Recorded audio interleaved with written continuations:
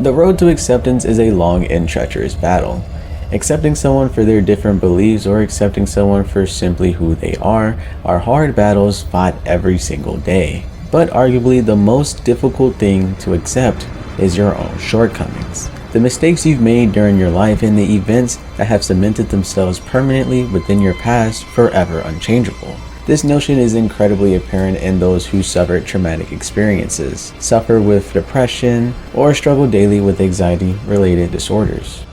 Omori is a game that follows a boy named, Omori, who spends most of his time within the white space or hanging out with his friends doing all sorts of fun things, until the game brings forth the idea that everything simply is a facade. Omori would come out in 2020 and change many lives from there. However, Omori's origins date all the way back to 2011 when Omocat, the game's creator, would draw a boy named Omori who, and I quote, faps and plays video games. From this drawing, the creator would continue to post more illustrations about Omori's daily life, and sometimes even going to the darker places.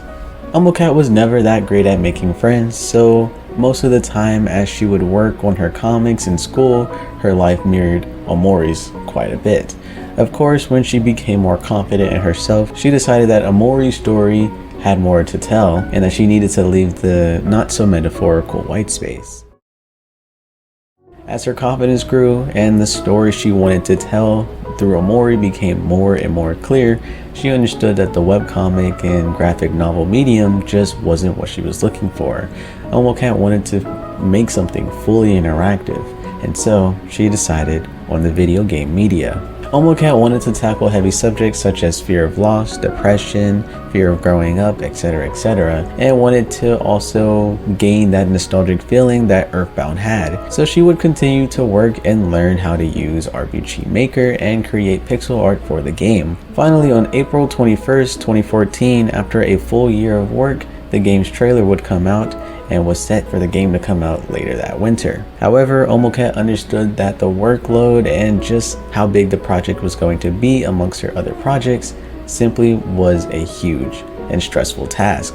The game continued to be delayed over and over again, and people who were backing the project began to become frustrated with the lack of updates and poor communication skills. The team would expand in 2017, helping development even further, and finally 3 years later, December 25th, 2020, it would release.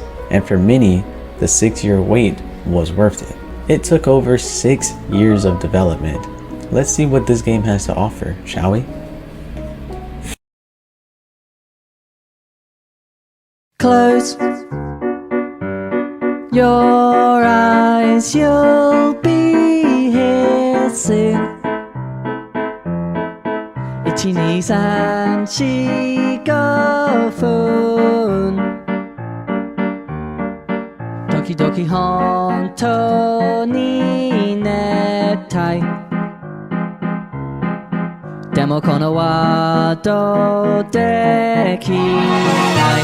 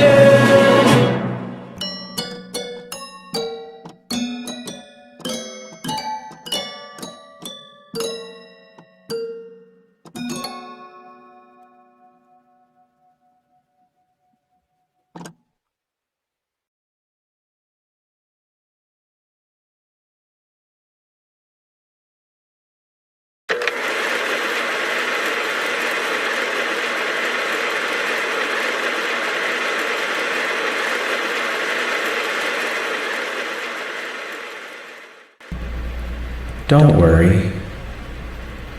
Everything is going to be okay.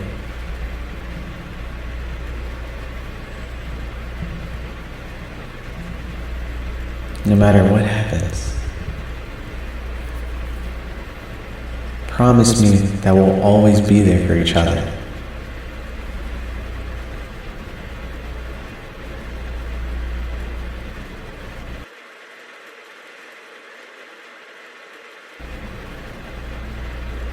Promise me.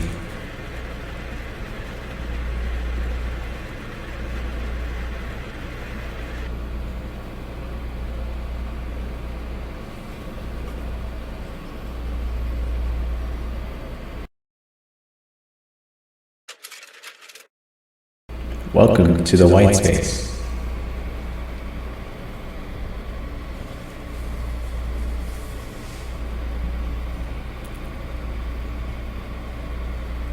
You've been living here for as long as you can remember.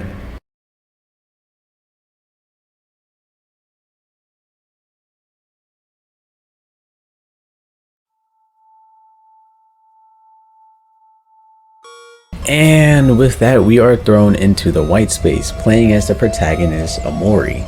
This space is voided with things to actually do. Omori has a tissue box for wiping his sorrows away. He has a sketchbook that he uses often to show his... Actually, I have no clue what this could mean, but I'm sure it would start to make a lot more sense as the game goes on. He has this cute cat named Meow who meows, and his computer that Omori uses to journal his day-to-day activities. Let's see what he's been up to. I spent time with my friends, everything was okay. I spent time in the white space, everything was okay. I spent time with my friends, everything. I spent... I don't know, guys. Sounds like everything's okay. Further within the void, Omori will come to find a knife. Within the item's description, it states, you can see a reflection in the blade. Anywho, after talking to Meow, the space begins to shake and suddenly a door appears. One you're able to exit out of. And when you do...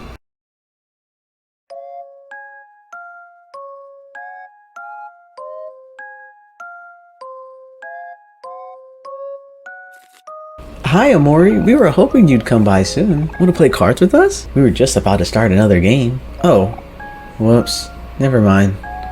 Oh man, what the heck, Aubrey? You messed up all the cards.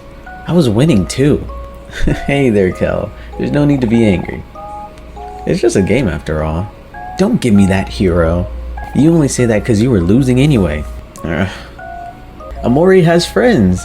Aubrey is the loud but friendly one who wears their emotions on their sleeves. Hiro is the mature one of the group and always manages to calm things down, and Kel is the not so bright one, but easily one of the best friends you will ever have. During introductions, Kel and Aubrey get into it as they play pranks on each other. Of course, Omori, being the main character, has to deal with this. Apparently, fixing the problem is by finding Aubrey's stuffed toy within a watermelon. Do not ask me, I am just a messenger. I don't understand either. The group mentions how they were actually going to meet up with Basil and Mari at the playground, and so they invited Omori to come along with. Before leaving, a snake gives us an allowance of clams, and we then make our way to the outside world. Spoiler alert, we live in a tree stump apparently. Surrounded by greenery of the forest, Omori sticks out even more so than before as he continues to have that black and white monotone palette to him, while everyone and everything else is completely teeming with colors. The group makes it to the playground and joins Basil and Mari. The five of them catch up and reminisce as they swipe through their photo album. Basil is a photographer of the group, while Mari is also the mature one of the group, and she really enjoys cooking. Also, Mari and Hiro have a thing going on. I'm sensing a little something something. After looking through the photo album, which is just wholesomeness overload, Basil invites us to his home to see the new flowers he planted. Before doing so, we're forced into the game's hide and seek, which is just a glorified tutorial mission. All you need to know is that Basil is extremely caring even when faced with conflict, as he remains empathetic and comforts the very bully that kidnapped him. Back to the original plan, the group makes their way to Basil's home. On their way there, Basil would show off some flowers and would relate them to each of the party members. He would say that sunflowers represent himself because they always face the sun and he wants to look at the brighter things in life. Lilies of the valley represent Mari because they ward off evil spirits. Roses represent Hero because he carries a heavy light-skinned energy and he is literally just a fuckboy. Glodius, I hope I'm saying that right, reminds him of Aubrey because she's stubborn, and of course cacti remind him of Kel because, well, he's also stubborn. Finally, Basil believes white tulips reminds him of Omori because they're plain. Defeating one big-ass enemy with the power of friendship, we finally make it to Basil's home. He lives in a shoe. Why am I not surprised? Why am I not surprised at this point? Things go south when we begin placing photos back into the photo album when one slips onto the ground. When Basil goes to pick it up, he's confused. He's terrified. His eyes begin to glow a red as he says, Mari. She's...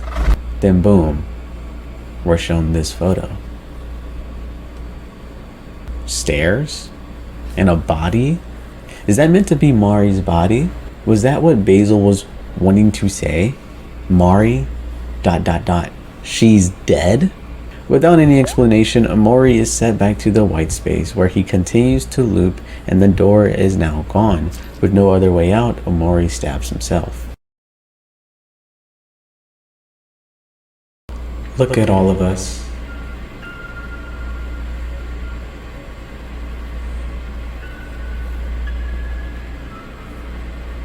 These are all of our memories together.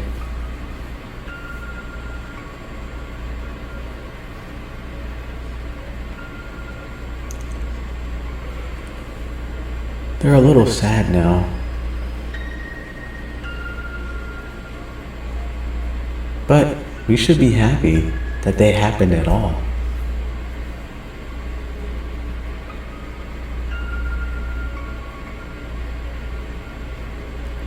Let's make some new memories together, okay?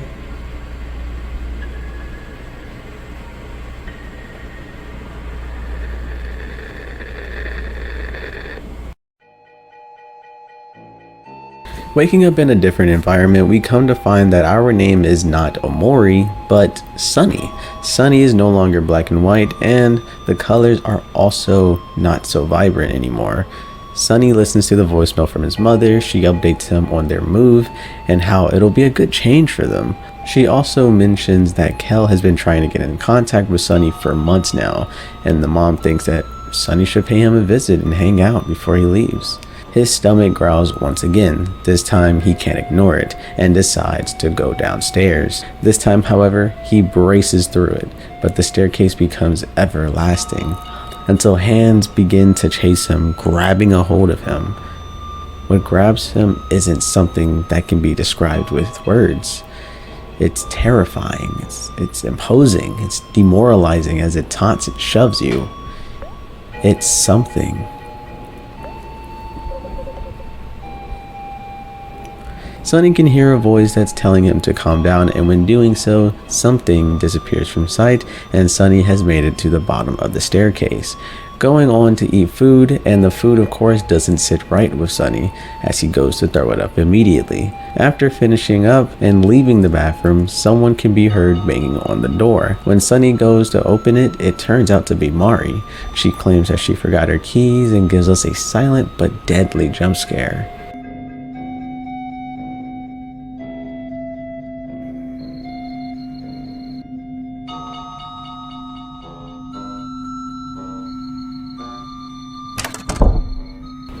Okay, rude. Now you're never gonna get your keys back, dumbass. After that silent but deadly jump scare, Sunny simply goes back to bed.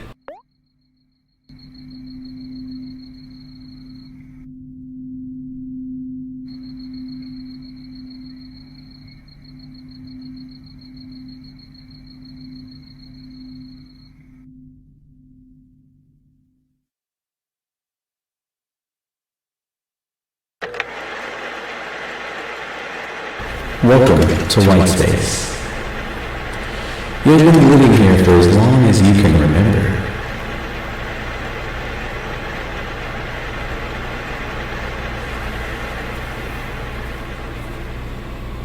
And we loop, I think? I'm not really sure. Once doing a few different commands, we're able to move on into the next room once again, and it turns out that we're not a loop because immediately Kel, Aubrey, and Hero come running over. They said that 1 minute we were all chilling at Basil's house, and then the next second they were at the neighbor's home, and I had disappeared. Leaving the tree stump, we see bloody footprints. As any normal child would do, they decide to follow it, and they meet up with Mari. Mari was worried sick because we've been gone for quite a while and gives us a big hug. Unfortunately, she hasn't seen Basil either. Hiro thinks we should go check his house to see if, well, he's still there. But when finally getting over there, no one's there except our little shadow friend. But I think Omori is the only one who can actually see it. Aubrey breaks down, but Hiro tells us we should search the forest because maybe he just got lost in there. And when that doesn't work, Kel thinks we should climb that really long ladder. The only problem is Omori is scared of everything from spiders to heights to swimming. However, he breaks his fear for the love of his beloved friend and soars to new heights, literally going all the way up to space. And guess who the fuck is there? Fucking Mari, dude. How though? The game just spent 3 hours talking about how there's sections of places that people never go, and yet when we climb up this long ass ladder and to aliens, you're telling me Mari's out here just chilling with them? Anyways, we go on this wild goose chase to help some dude named Spade's boyfriend get over his ex-sweetheart, a music artist, I believe. Quite literally battling a 404 error code and getting his special CD to cheer him up, only to do the opposite and puts us in a life or death situation, knocking some sense into him.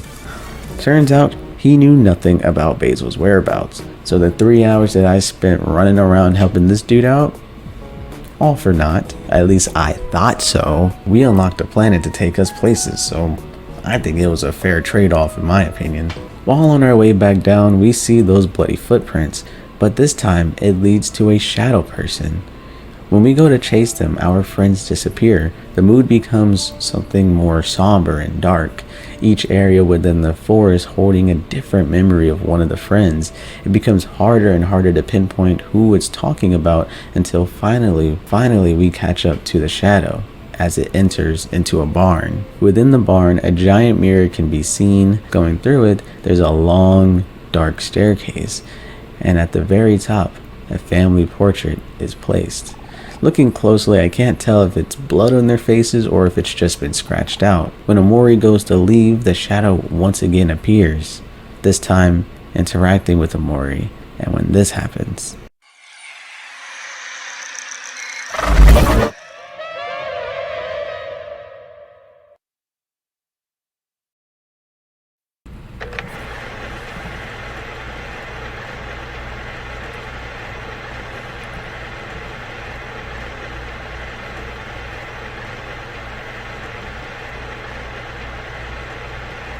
at that time, I saw everything.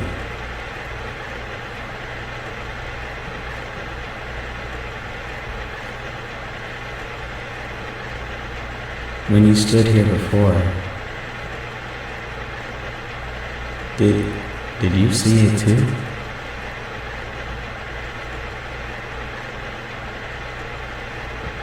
Something behind you.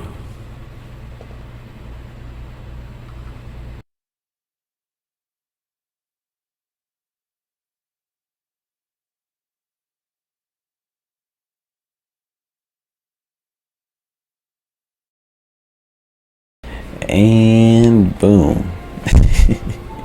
The end of the prologue, I gotta say.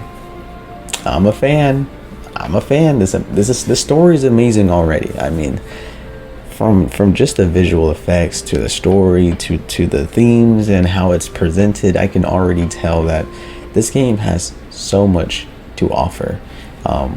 I know in my intro I talked about it taking 6 to 7 years for it to even complete, and it shows. There is so much to it, and I haven't even scratched the tip of the iceberg. We still have the entire iceberg to go down. But let's actually get into why I think this game is going to be probably one of the most influential, beneficial, and just life-changing experiences that I'm going to go through in recent years. And I think it's in the way that they show nostalgia, if that's the word.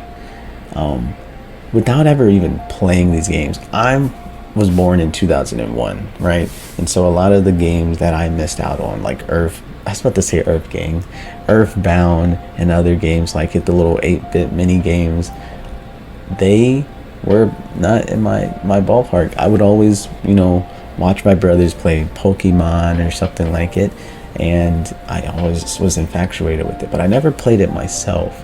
And so playing this, it's giving me this nostalgic feeling, but I don't have anything to be nostalgic about. And I don't think it's the actual game. I think it's how the characters interact. Aubrey, Kel, Hero, and Omori, or Sunny, whatever you want to call them, they are literally best friends. I love how the game incorporates their emotions, their friendships, how they interact, their dynamic within the battle system. I think that's fucking genius. For example, when you're playing and fighting against the time-based events, right? You can do little teamwork movements in order to do more damage, right? And depending upon who you work with, let's say you work with Kel and Aubrey, right? If you want them to work together, they're gonna end up doing something not so productive. They're gonna make each other mad instead of like actually attacking the person. If you look at, if you're playing as Aubrey, you look down to see Omori, he just stares at you and you guys don't do anything. You just wasted a turn. It's actually so cool. Aubrey loves food, so of course when she looks at Hero and Hero feeds her, she's fucking delighted. She loves those cookies. It's just like, oh, it's so good. It's so good. But obviously there's so much darker. Obviously, if I had to sit here and guess what this game is going to be about, I think it's another situation like Cry of Fear or Silent Hill 2, where they're suppressing a certain memory and we're going to have to go through the entire game and figure out what exactly happened. I think we're going to just be uncovering some truths, and we've kind of already seen a hint of it in terms of that picture that we saw at the very end of the first dream sequence. It's actually a little scary. I think it's a body at the bottom of a stairwell. So that's telling me someone took a tumble and died. It's just who, what, and where, and why, that we're going to try to figure this out with. But yeah, this game's got me hooked. This game has got me hooked. What other things? I'm trying to read to see what other things that I want to talk about. So this is some things that I wrote down. I said the white space seems to be a metaphor for blissful ignorance. It's obvious that something tragic has happened due to the picture we found. Write the picture. I guess I just went on a tangent. Oh my god, I'm terrible at writing these things. Anyway, the white space seems to be like a metaphorical spot for being stagnant due to trauma. You're unable to move forward. They once described the white space as a home with no warmth, or a place to survive but not to live. And so that's giving me like you're regressing your memory, so that it's making it really hard for you to move forward because you're not acknowledging the past. Also, what are these black eyes that we keep seeing while playing as Sunny? Is it guilt manifested, or is it fear? Because we know that he has a fear of heights, fear of spiders, fear of water. And so when we went by the water, it was in the water. So does that mean is it just like the embodiment of fear? And if so, why the hell does he fear Basil? Because that was another part there. Just some questions. But at this point, I'm just guessing. From Mari seemingly haunting Sunny, to Sunny throwing up his food and pretty much suffering from extreme stress, to going to sleep and entering some fantasy land, sounds like, well, forceful, blissful ignorance to me. So let's keep going so that we can get this definitive answer, okay? And I'm sure there's going to be so much more that involves more than just Sunny and more than just Mari. So let's get into this shit. Sunny wakes up and it's now morning. For the first time in the entire game thus far, light seems to work normally. We're in the real world. As we listen to our mom's voicemail, we hear banging at the front door, similar to what Mari did. The game's lucky I don't have trust issues because last time I opened the door, I got jump scared. But luckily for me, I opened the door. And guess who it was?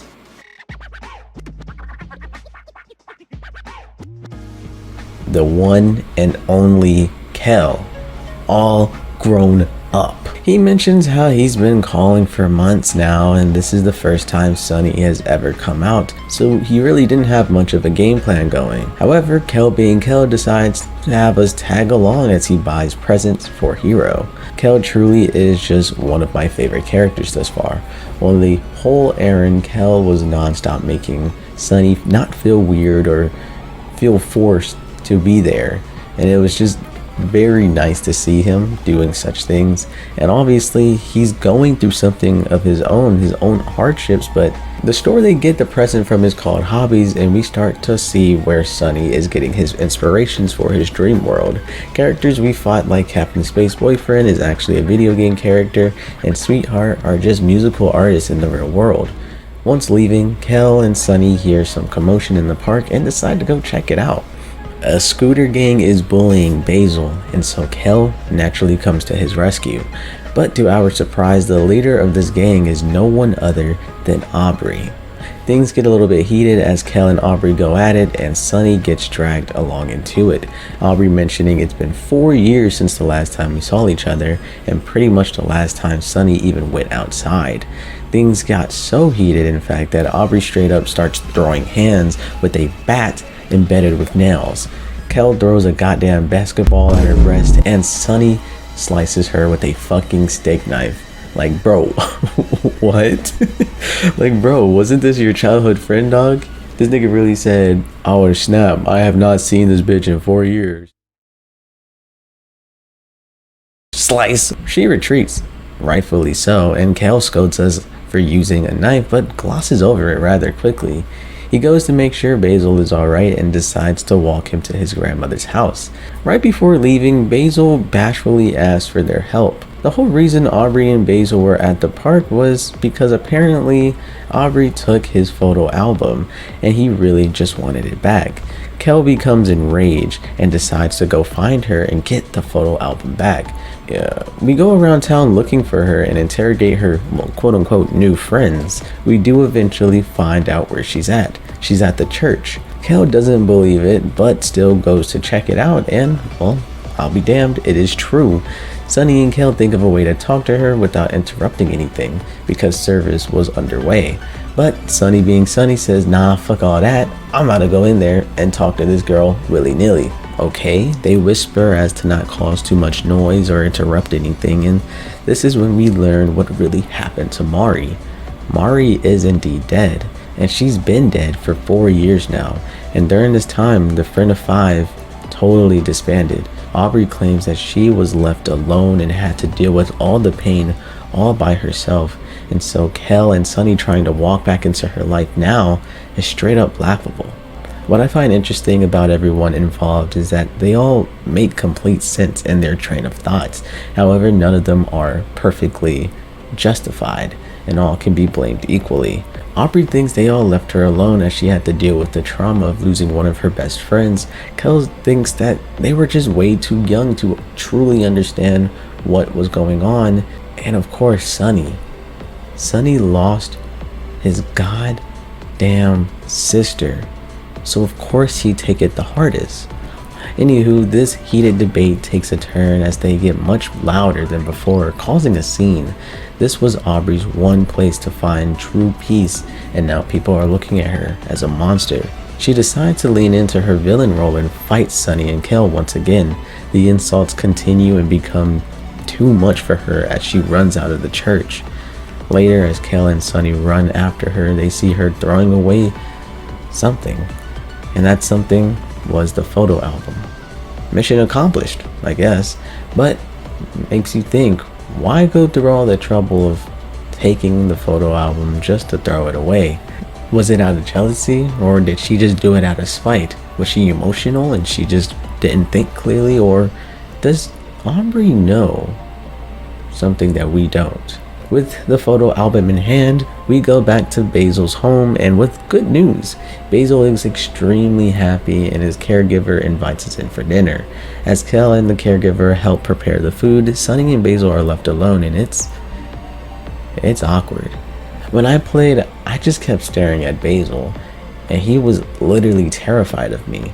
What I found heartbreaking was that within the photo album, each photo has a description, and in one, Basil mentions how Sunny was his best friend and that he was just a great listener, as he would just stare blankly while Basil would rant about things plaguing his mind. But now Sunny's silence only makes him uncomfortable. Sunny goes to explore the home and eventually runs into Basil's grandmother. She's in a coma and is seated by the white egret orchid, hope I'm saying that right, which symbolizes the phrase, "My thoughts will follow you into your dreams." As Sunny watches over Grandma, Basil finds him and, well, just take a look. Oh, Sunny. I didn't expect to see you there.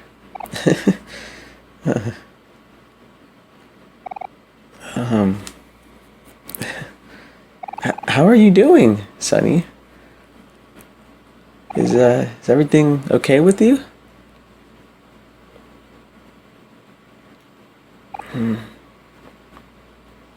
Okay. Never mind then.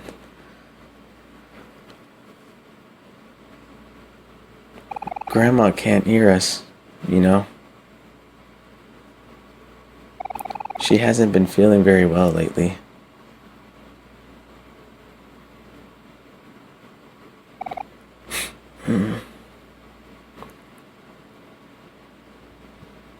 It's already been 4 years, hasn't it?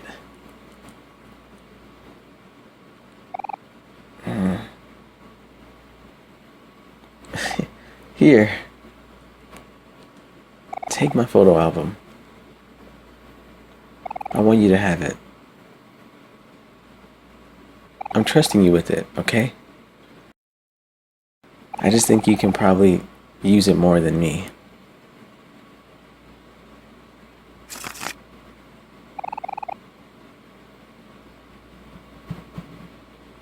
A lot has happened since these pictures were taken. Sometimes it really just feels like all a bad dream. It's hard to remember now, but I think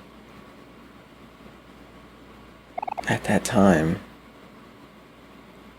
I took photos of what I was most afraid of to lose. Flipping through this album, you can still see the good times. Maybe one day, things can go back to the way they were before.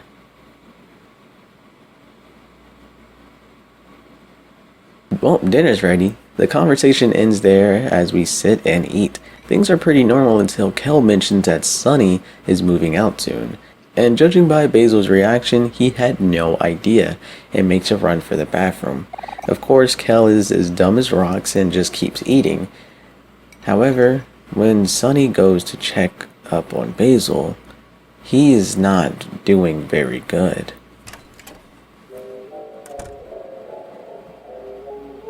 Everything's gonna be okay. Everything's gonna be okay. Everything's gonna be okay. Everything's gonna be okay.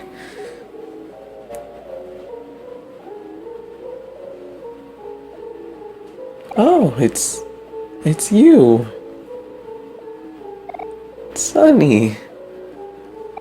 You're here. I'm so glad. You can see, can't you? Something is behind you.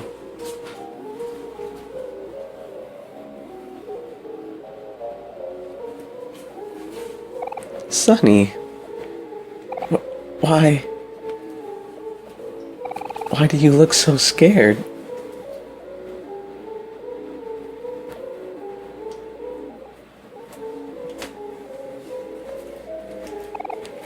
Wait. Please, Sonny. Don't leave me. Not again.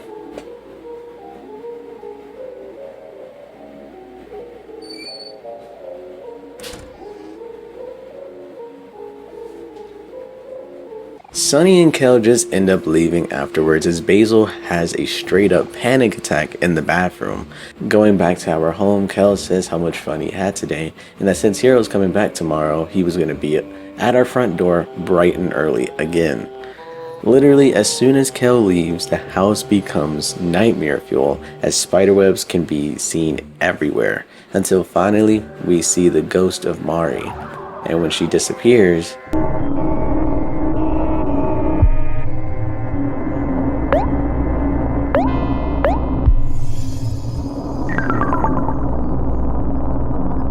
something has now taken form of yet another of one of my fears. But luckily for us, Sonny is a part of the Demon Corp apparently and knows his own breathing style. Breathing style form 2, sword style, don't have a fucking panic attack. And hey, what do you know, it actually works. Once controlling our breath, it disappears. Sonny then goes right to sleep and goes right back into the white space once again.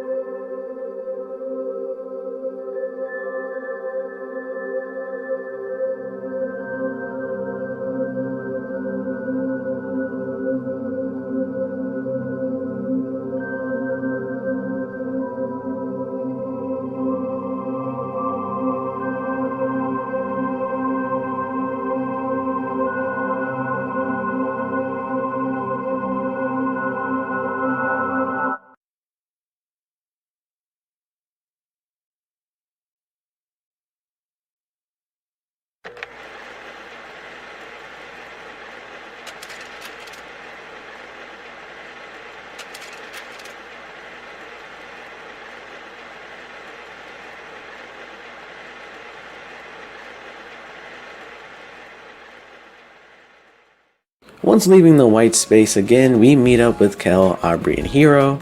They still want to go out and find Basil, however, this time Aubrey suggests that just her and Sonny go out and search for Basil, which I found kind of strange, unless...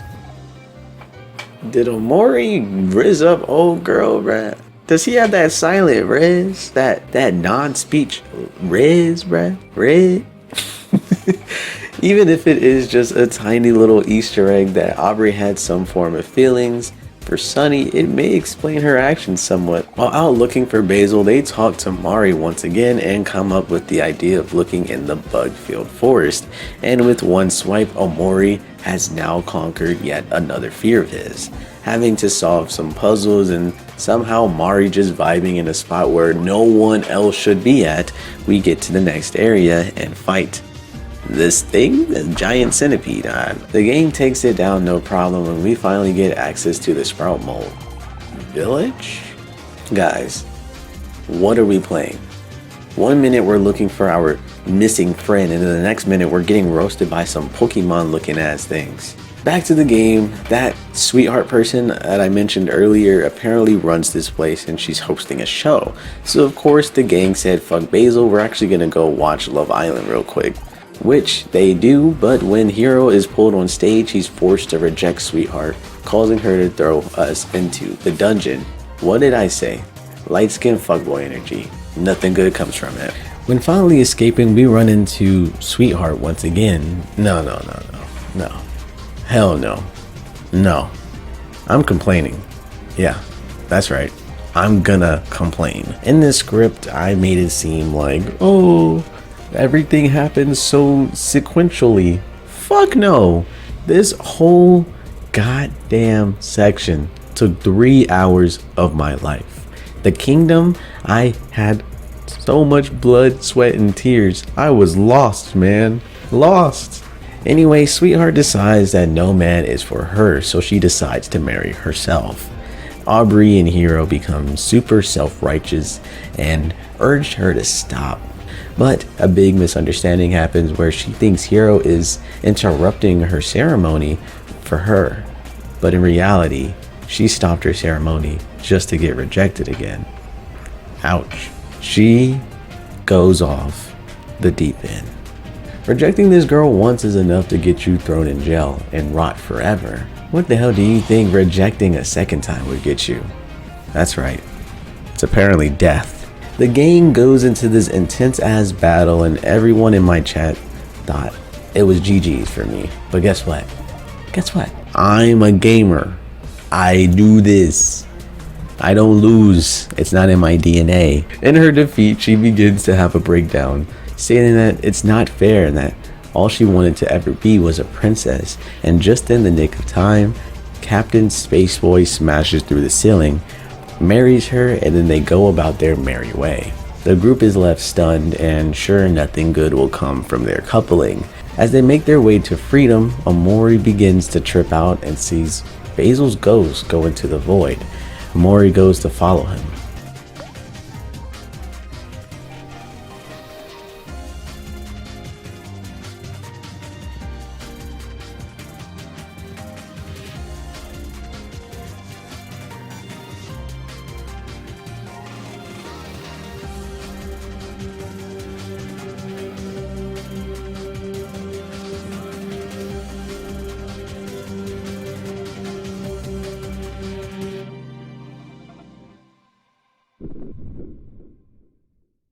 When Omori awakens, he's in a vacant library filled with white egret orchids.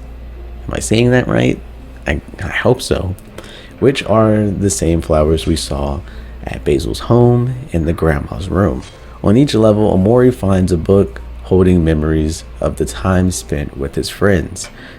Though names are blanked out, so it is hard to know the specifics of who is who, but that really doesn't matter because at the end of the day, it's really only supposed to show Sunny's good memories slowly darkening. Finding yet another button key, a hole appears behind it, and when reaching your hand into it,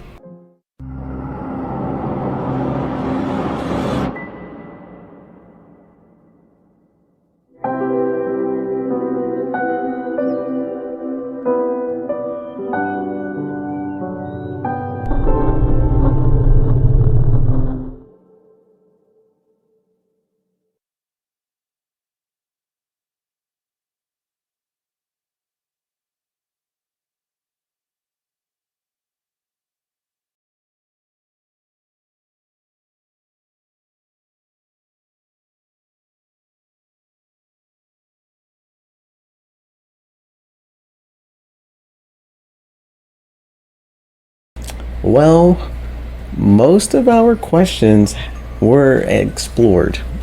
I think in my last Yap session, I had said something about having a theory that these people weren't even real, that they were just fixations or figment of his imaginations to help fill in the void. No, they're real. Every last one of them are real. We see Kel, he's much taller now. He mentioned Hiro, he's off at college. We've seen Aubrey, she's completely different, and obviously Mari is dead.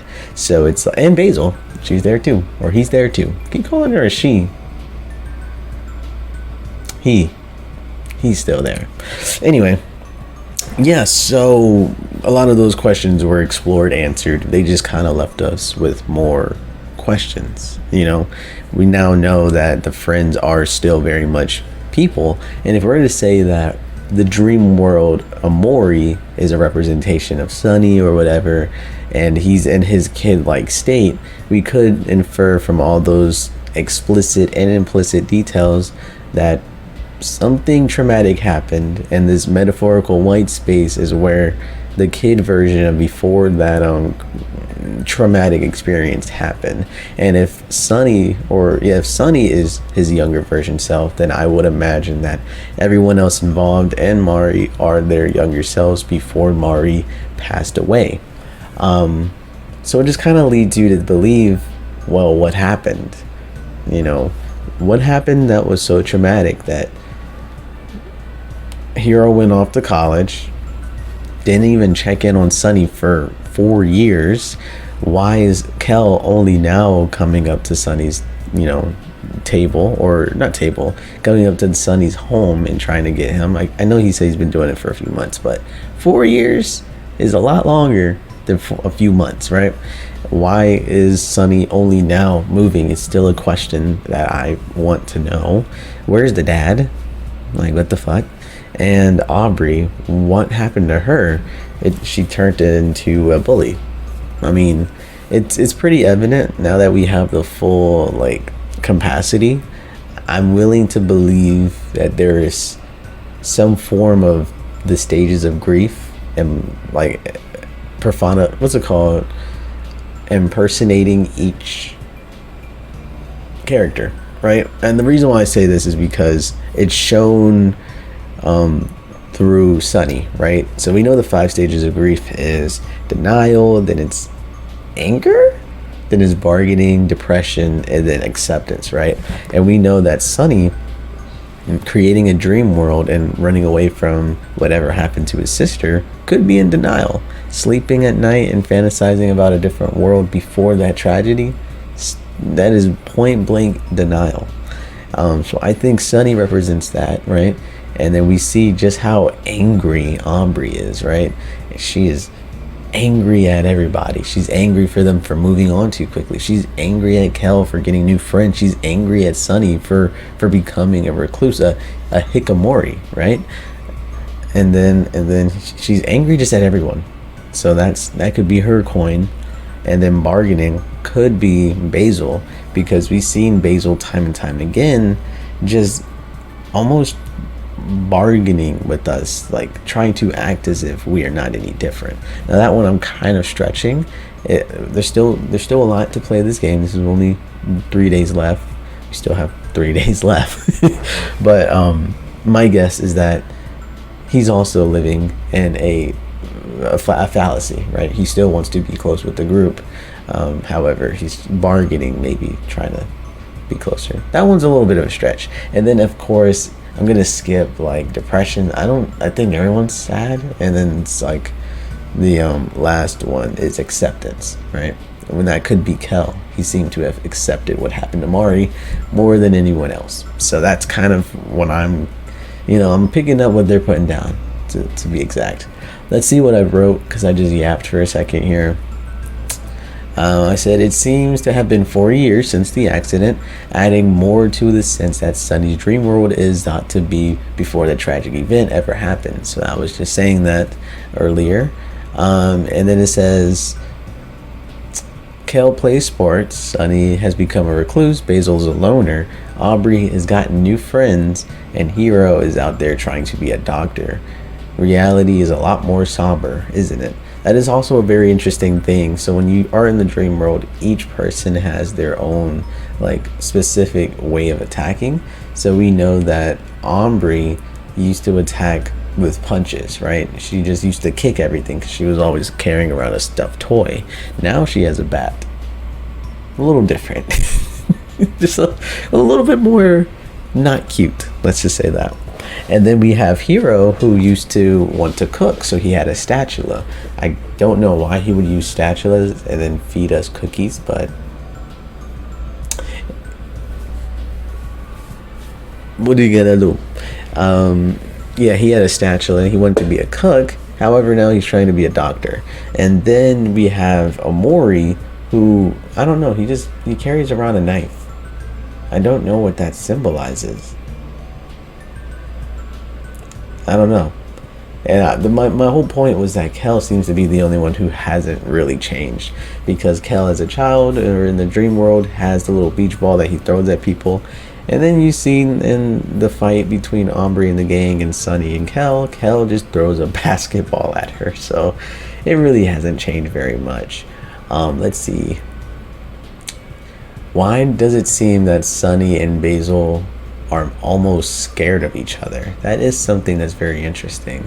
It almost pinpoints them as being culprits behind Mari's death, and like just in the way they talk to each other. They try not to mention Mari, and I don't know, it feels icky. It feels like they know something, right?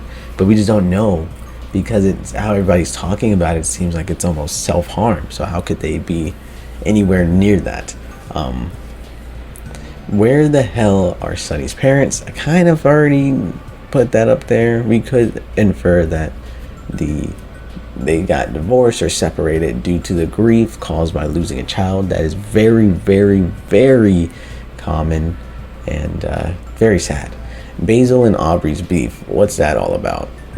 I have nowhere to start there. I don't know. I think Aubrey's honestly just being very angry. She's just angry at everyone, because it's not even just Basil. She's actively bullying Kel and bullying us as well. So it's like, it's really no biggie. And of course, what happened to Mari? We know she died from, but was it a freak accident? Was it a murder? Was it self-harm? Blah blah blah, right? We know all. We already asked all those things, all these questions that will hopefully be answered in the coming days. So without further ado, and with this Yap session now officially over, let's get into 2 days left and let's see what answers they give us then. And with that, 2 days remain until Sunny's inevitable move out. Sunny's awakened by yet more banging at the front door, going to open it, and it's of course once again Kel, bright and early. Hiro is apparently getting into town much later in the day, and so Kel thought he would let us get some sleep in and come over just a little bit later. Still with some time to kill, Kel asked Sunny to come handle some errands with him in the meantime. The errands consist of buying Hiro's favorite food, the Hiro sandwich, and going to buy groceries for tonight's dinner. While heading to the faraway plaza, we see Basil staring off into the forest all by himself. When going up to him, he seems rather scared and more distant than usual. Kel invites him to hang out, but he obviously declines, and we go on our merry way. To the faraway plaza we go, and we run into the scooter gang at the pizza spot. They mention something about going to their secret super hideout later that day. The pizza guy makes sure to give us attitude because we're that one family that always buys sandwiches at a pizza shop. Next, Sunny and Kel head over to get some baked goods. Getting to Kel's home, his mother is obviously very mad at him for taking so long. However, she's delighted to see Sunny after 4 long years. This was his plan all along. While the hangout was in session, Polly, the caretaker, comes to inform us that she has not seen Basil anywhere all day. So Kel jumps into action looking for him, and upon passing the park, they hear some commotion once again. It sounded like Basil, so they investigate, going through an overgrown path they used to use as children, and on the other side resides the scooter gang, Basil and Aubrey. Go away, Kel. You're not welcome here. This is our spot. Oh, is this your spot now? Well, this used to be our old hangout spot, wasn't it, Aubrey? Watch it or we'll mess you up. Fine. If that's how it's gonna be, then at least stop bullying Basil then. We weren't even doing anything to him. He just started screaming for absolutely no reason. Yeah, sure you weren't. Then why the fuck is he crying? Why should I believe you? We're telling the truth. Stop being such a self-righteous prick. Come on, guys. Let's make sure this is the last time these two mess with us. That sounds good to me. I'm right behind you, the Maverick.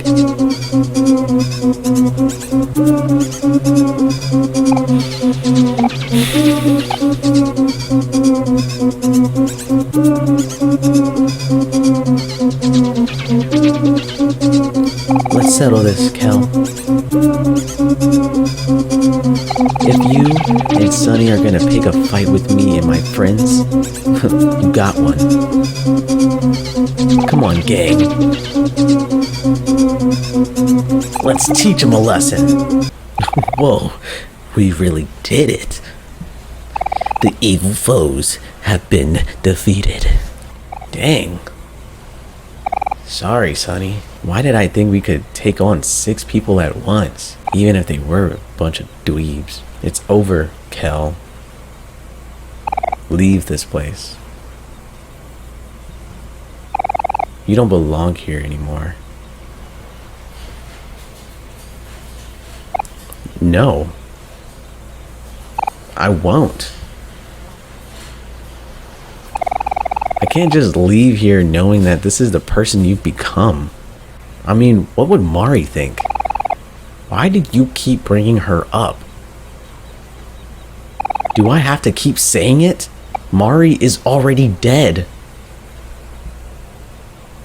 Can you stop with that shit? And while you're at it, drop the tough guy act too. I don't believe you when you say you don't care about us no more. You have all your new friends now. But why are you still hanging out at our old hangout spot? Do I really have to spell it out for you? Don't listen to him, Aubrey. He doesn't even know what he's talking about. He's just spouting crap like he usually does.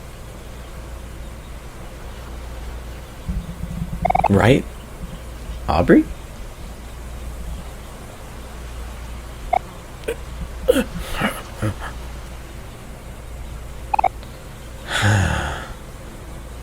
This isn't even fun anymore. Aubrey.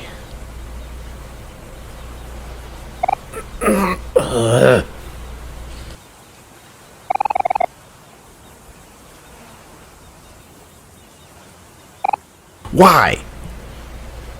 Why do you keep coming back? I just want you to leave me alone.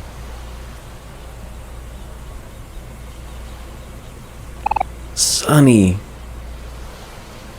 Why? Why do you show up now? We just want you to stop messing with Basil.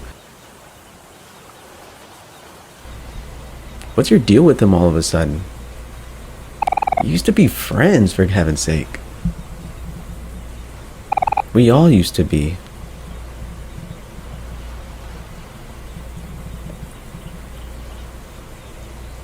You think I'm a bully, but you're all messed up too.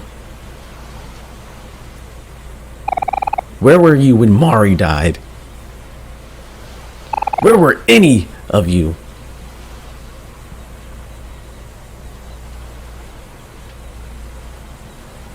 And you. You're the worst, Basil. How dare you still show your face after what you did?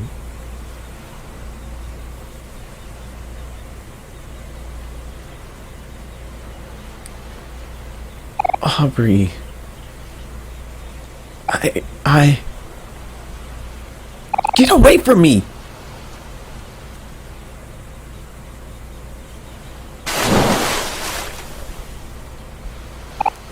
Oh shit.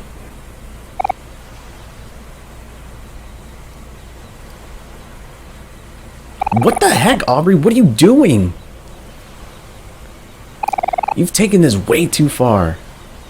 In the heat of the moment, Aubrey pushes Basil into the lake by accident, and Kels tells us to jump in and to go after him. This time we conquer our fear IRL, battling the water version of something, learning to persist. Sonny defeats his fear of drowning. His fear of being gone does not make the water any less lethal, as Sonny floats there and drowns.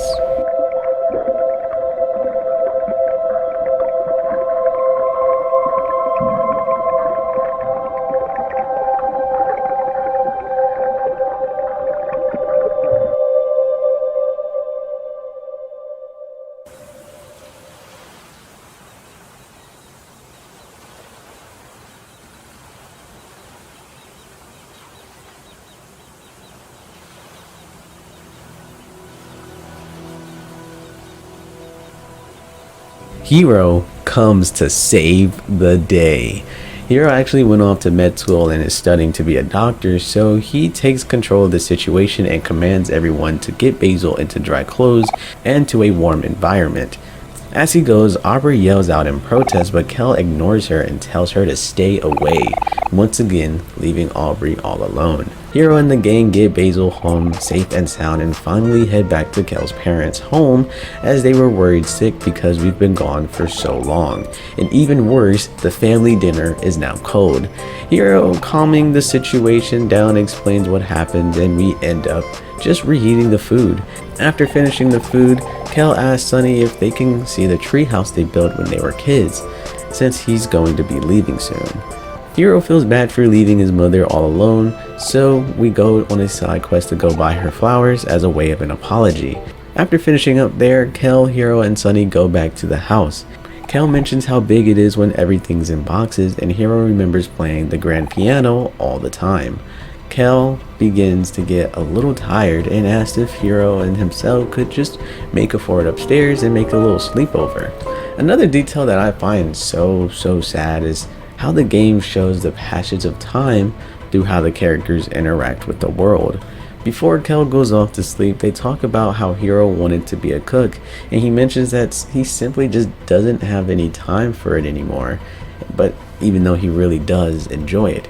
Hiro is choosing to be miserable for a comfortable life, but by doing so, he's unable to do what he really wanted to do as a child. It's quite sad. Honestly, it reminds me of my dad and how he chose a well-paying job, even though he's really not at all interested in it.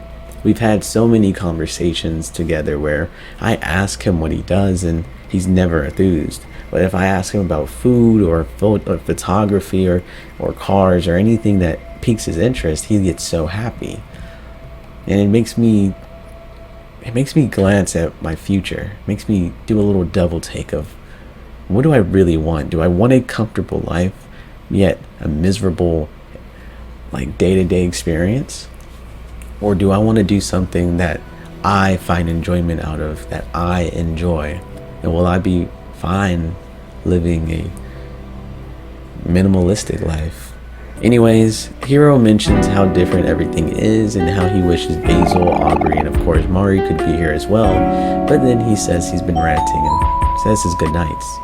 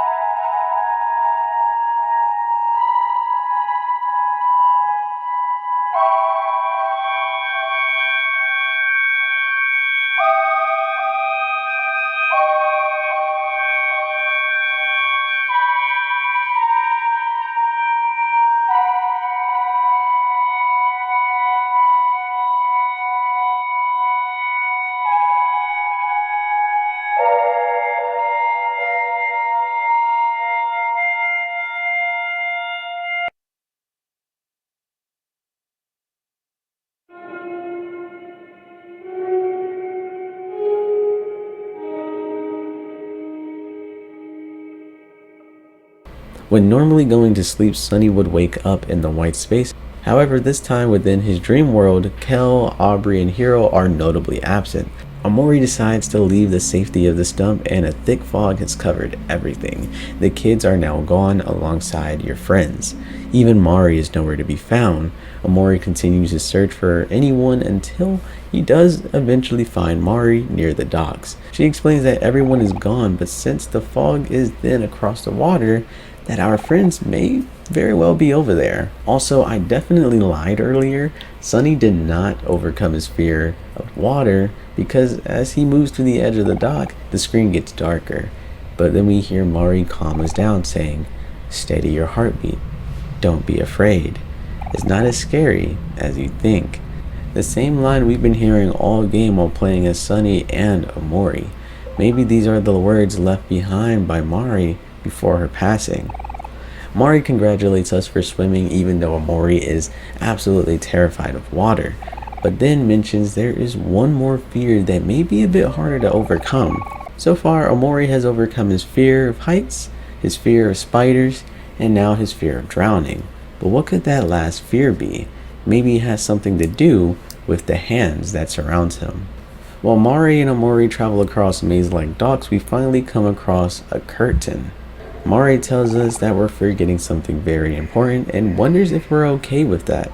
She continues trying to pry our recollection, ending it with a goodbye, saying sometimes it gets a bit lonely without everyone else.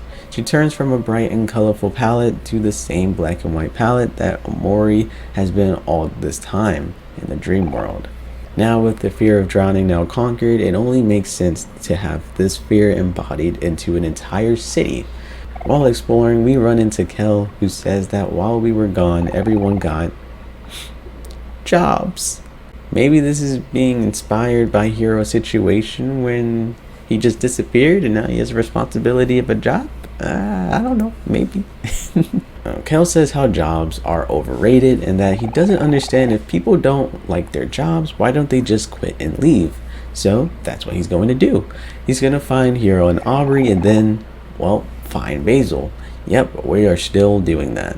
Kel knows that Aubrey works on the 5th floor on the last resort, so we fight more gator dudes and find more keyboard keys until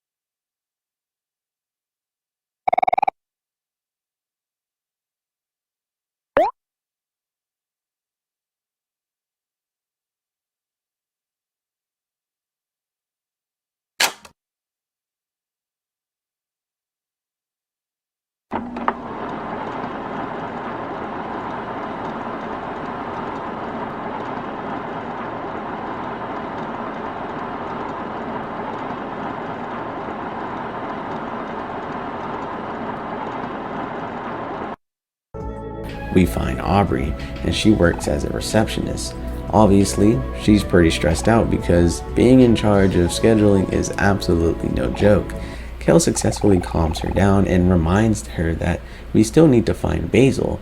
She finally comes to her senses and thanks Omori for coming to save her, completely ignoring Kel, by the way, which I find so damn cute because at this point, I don't care if it's a headcanon. But Aubrey definitely has a crush on my man Sonny. I don't care. Fight me on it. Square up. Aubrey joins back into the party and we go to retrieve Hiro, who happens to be the boss's kiss ass. Reminding Hiro about Basil, he goes to leave, but the boss dude doesn't like that and calls upon Pluto, our former friend, now our current op. After defeating Pluto, the boss dude takes the L and just allows Hiro to leave. After getting out of the city, Hiro stops everyone and asks a very, very strange question. Wow, just look at this place. There's so many cool plants around. I bet Basil would really like it here.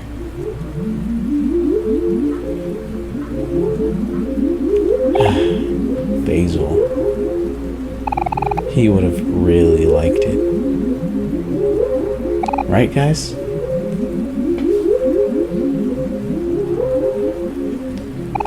Yeah.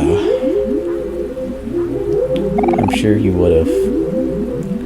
Huh? What is it? Hey. I have a serious question. Do any of you remember what Basil even looks like? Why do you ask that, Hiro? Let's see here. Basil's loves taking care of flowers and taking photos of his friends. He's warm, calm, gentle. And even when he is upset, He always manages to smile. The rest is starting to get a little fuzzy, guys.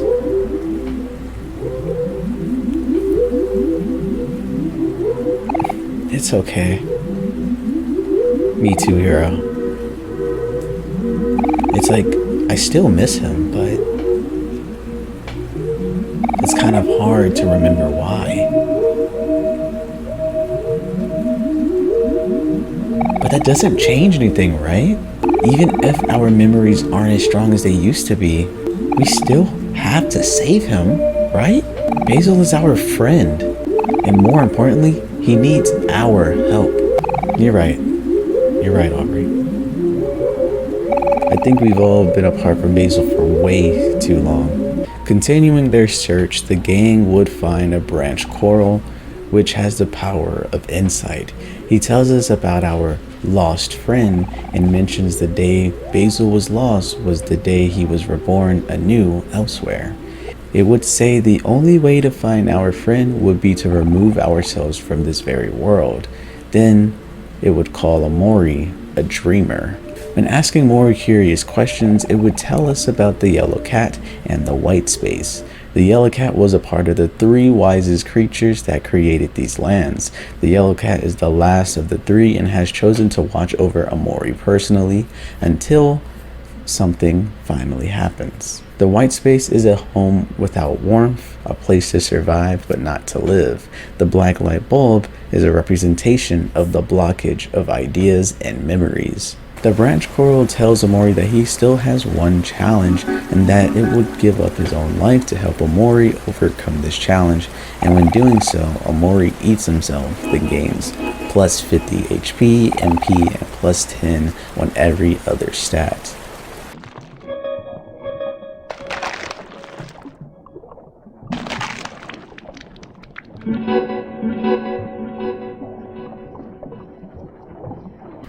None of his friends react to any of this. And going deeper within the water coral place, we find a well. He says Sweetheart is inside the well, so the gang reenacts Moby Dick. Oh, puzzles and fighting time. Woo! Oh my gosh, I absolutely love this. Oh my god, it's my favorite part of the game. Sweetheart is inside the well, Humphrey, and is doing some technological shit. So all her loyal followers have metal plates embedded within them, and she's creating clones of herself. Don't ask me, man. I'm just the messenger. During this time, the group keeps on forgetting important shit. First, a library that the group would go to often when they were young, and now it's only become something oddly familiar. Then later they found Basil's flower crown and forgot it even belonged to Basil in the first place. Now, I've been trying to think, what is this game trying to tell us about them? Like, why are they forgetting? And I think this is kind of like Omori's defense mechanism. As Sunny gets closer and closer and closer to the truth and figuring out what the truth is, I think his brain, his fantastical worlds, it's his subconscious, and is trying to block whatever ideas is that he's trying to obtain, right? So his friends forgetting about Basil is trying to like allure him away from the truth, right? I think that's what that really means. Later they would run into Sweetheart again, and as she tries to skip out on paying on the people who were helping her make the clones in the first place. And of course the group gets wrapped up into it. Now, I would have been mad before I saw this.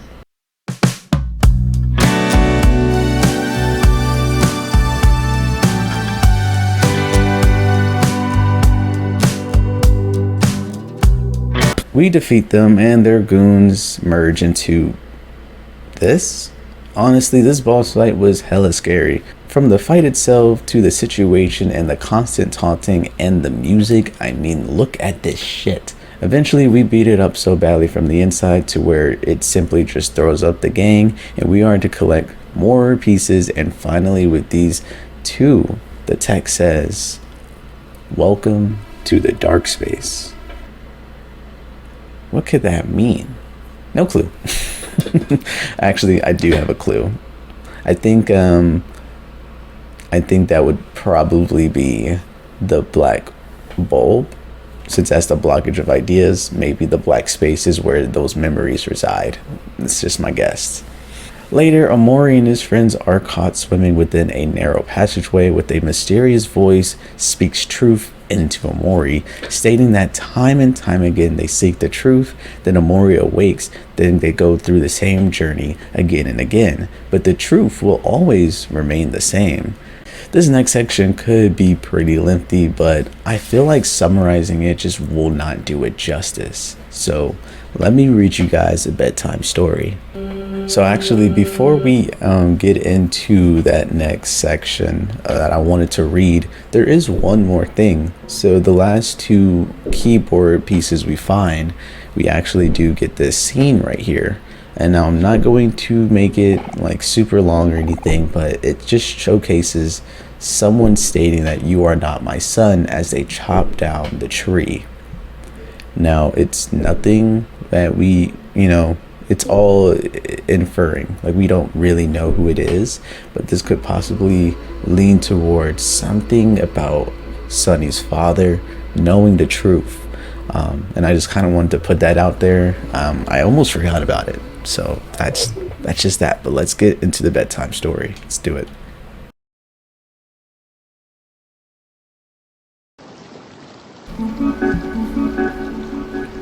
You have come again to seek the truth.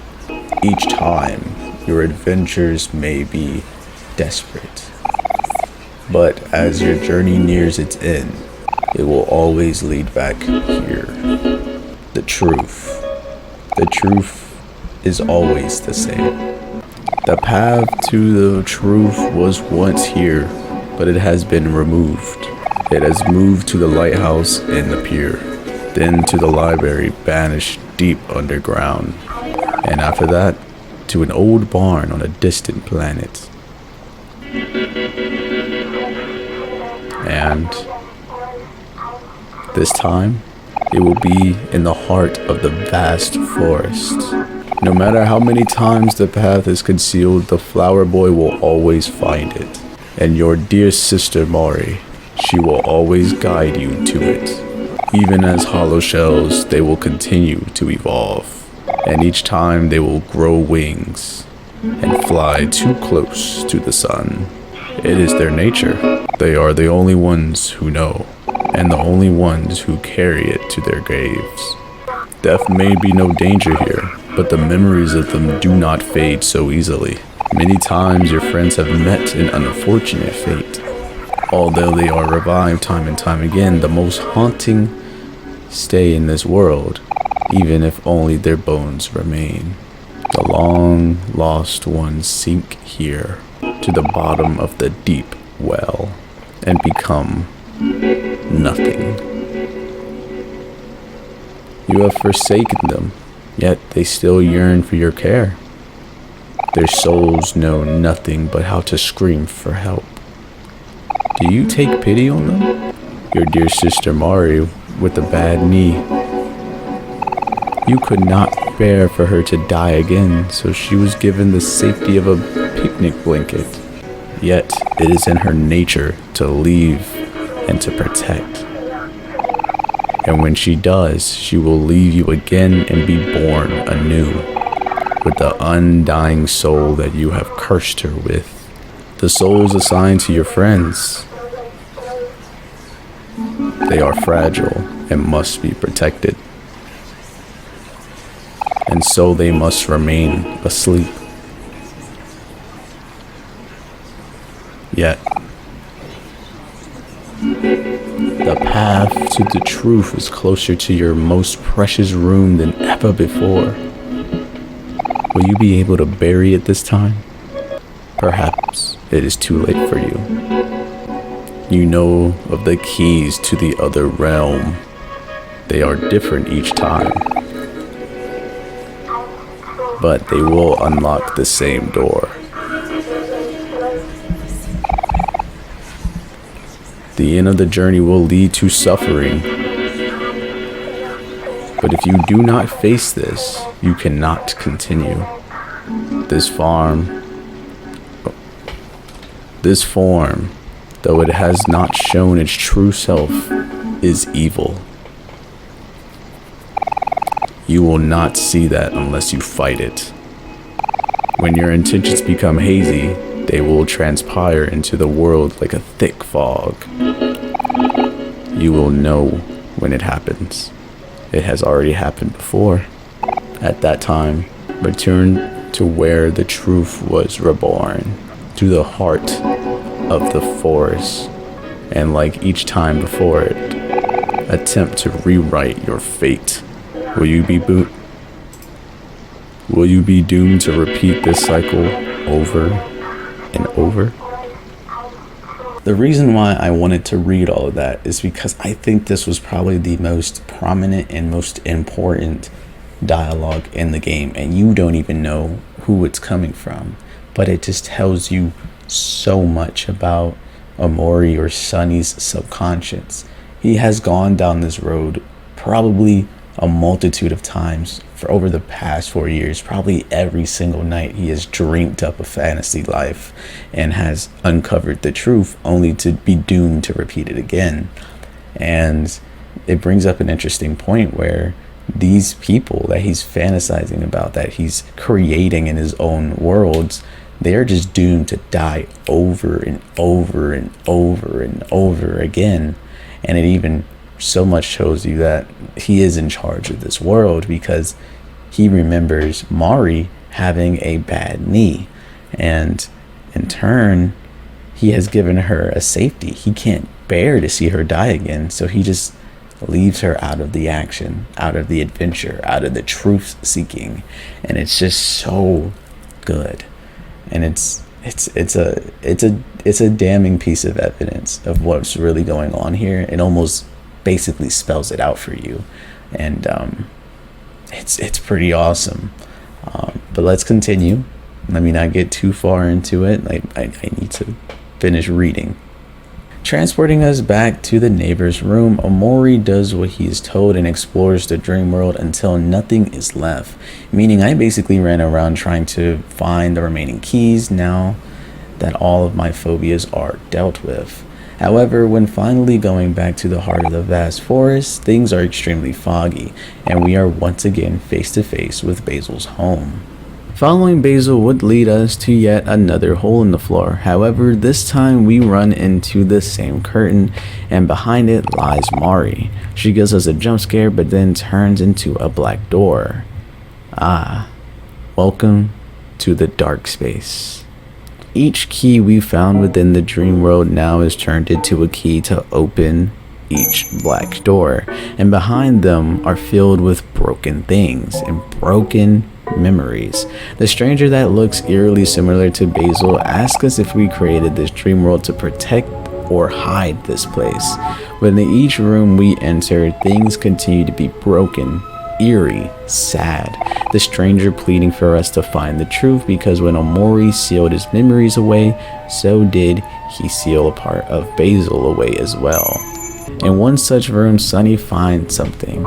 As it begins to follow him everywhere he goes, just muttering that it loves him over and over and over again. Then within another door he finds his cat Meow and cuts him open, then cuts himself open as well. Then within another door speaks to Basil and gives him back his flower crown.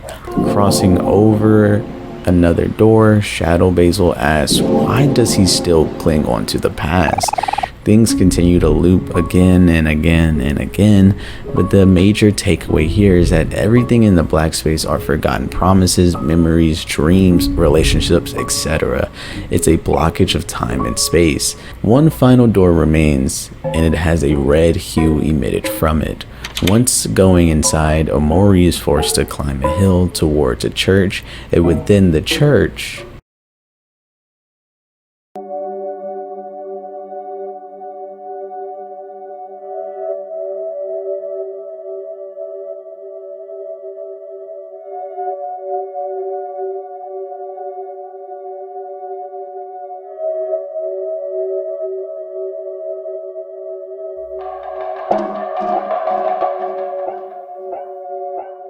Sonny, the truth is here.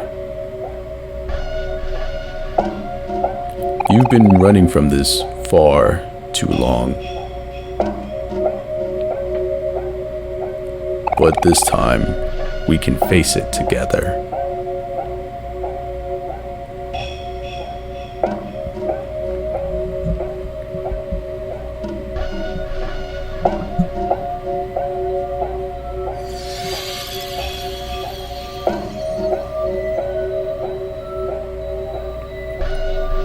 Sonny, why did it end up like this?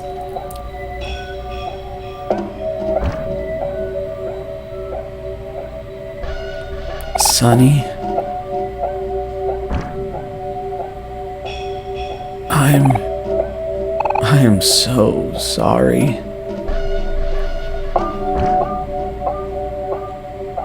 Will you forgive me, my best friend?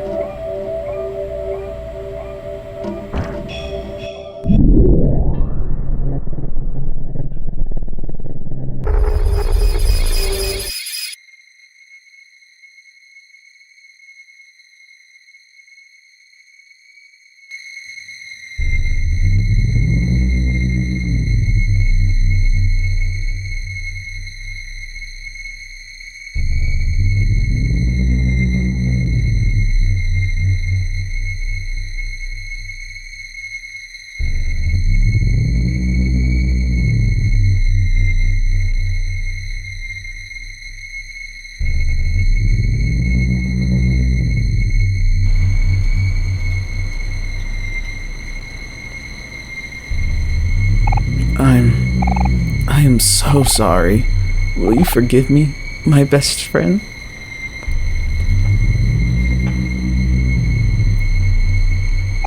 Please, it hurts. Tell them to let go. Please. Wait, what are you doing? Tell them to stop.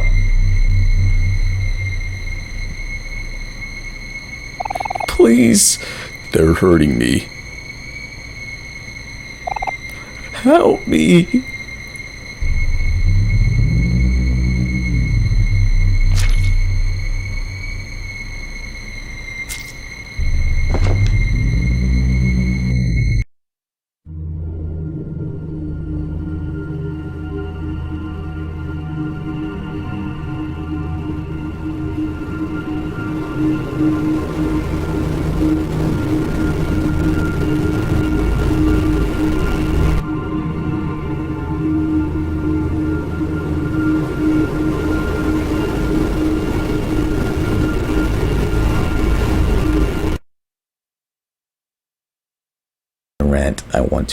I want to rant so much. Wow. But before I do, I need to see the entire picture. We still have one day left, and I don't want to go crazy. So let's save the rant for the end of the day. Let's just get into it. We still have one final fear to conquer, and I don't know what it is. So let's figure that shit out. Sonny bolts awake and runs downstairs as he hears music. Mari sits there and gives us some insight on the two's relationship. Mari makes it seem that she was a bit hard on him, which drove them apart. Then Hiro comes in as well, thinking he heard music, and lets it slip that Mari left this world by taking her own life. He then tells us to go to sleep.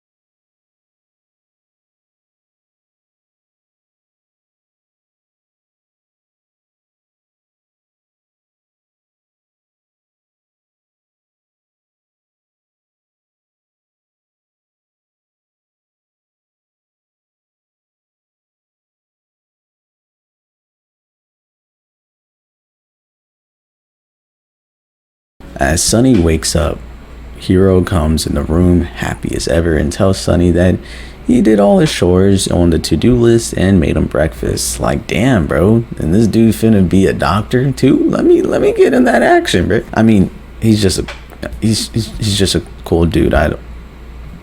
Downstairs, Kel is busy stuffing his face when a ring at the door calls everyone's attention.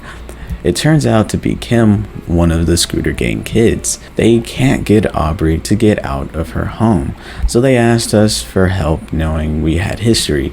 Hiro thinks even if she has changed, that does not change the fact that he still very much cares for her, and he would want to try to help her in any way he could. Going over to her house, all of her Scooter Gang friends are super worried about her.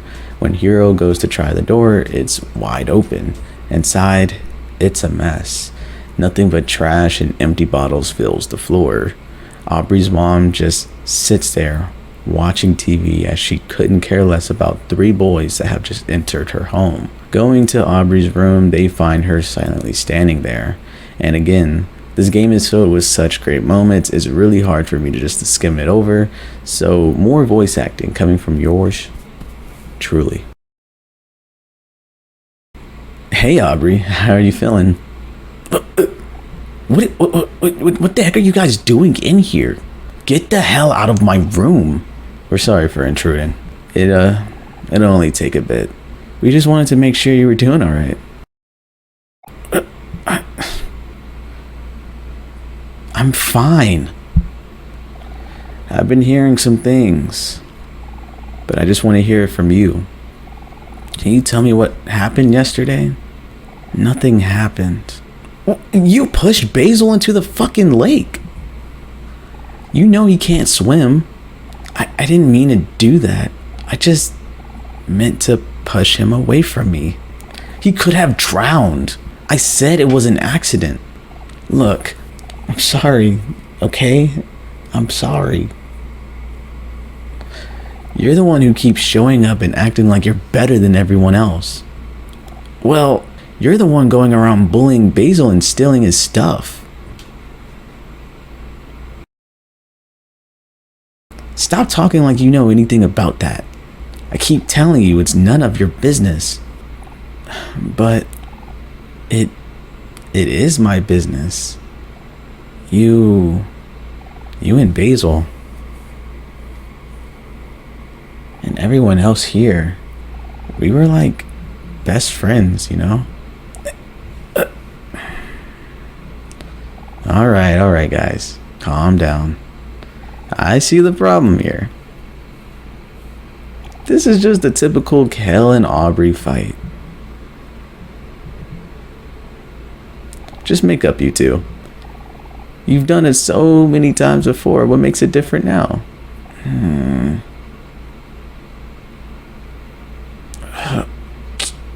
Oh, hey. These are the missing photos of Mari. They're all I have left of her. But you know, it still is not right for you to take them from Basil. You know that, right? These photos belong to him. Well, it's no use now. Even if we have those photos, I already threw the rest of them away. They're probably long gone. That's not true, Aubrey. Sunny has them right here. There. Now everything is back as the way it should be. It looks like one photo is still missing though, but at least the rest of them are back together. Now, doesn't that feel much better?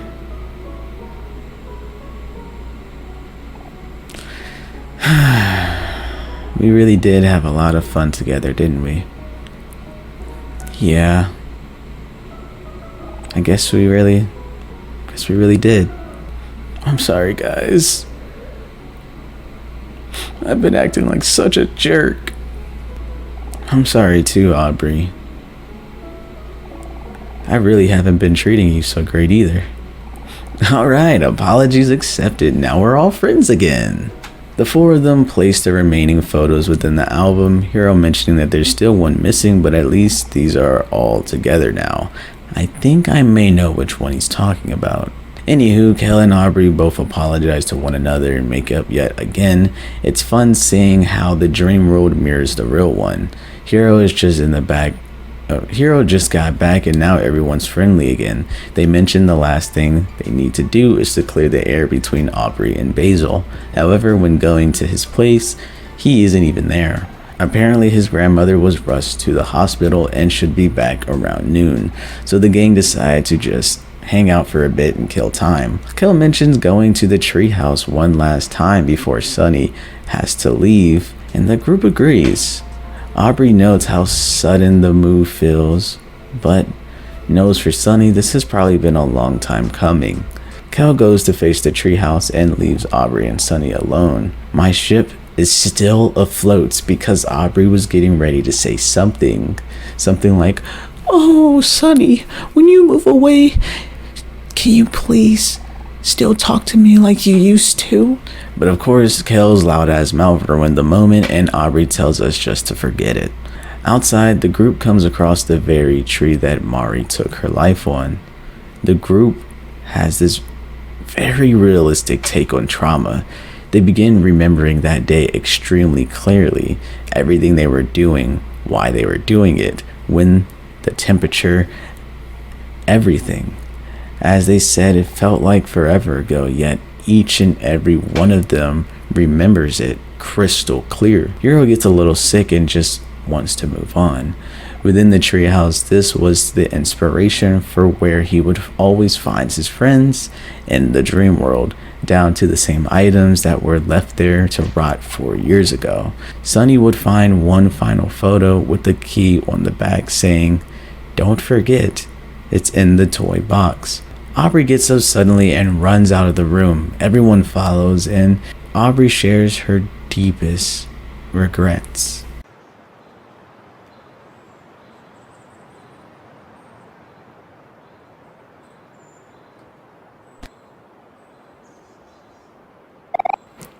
You know, after everyone drifted apart, I felt so alone. But now I realize that I was the one pushing everyone away. And a few months after Mari died, everything changed so fast. Sunny and Basil became more closed off. Kel made a bunch of new friends while playing sports. And Hiro always seemed to be busy studying. I was so angry at how life just kept moving on. I felt like everyone abandoned me, and abandoned Mari too. But I couldn't see that everyone was dealing with the pain in their own way. After Sunny stopped coming to school, I saw Basil sitting alone during lunch. So I asked him if he wanted to study together at his house. He seemed kind of uneasy about it at first, but after I begged him, he agreed.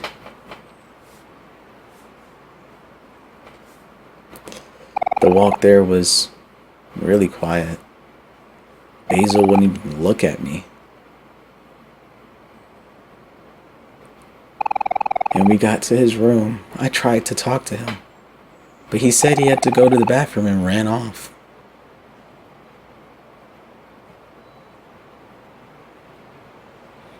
That's when I spotted his old photo album on his bookshelf. I just wanted to go through the photos because, well, I guess I wanted to see everyone happy again.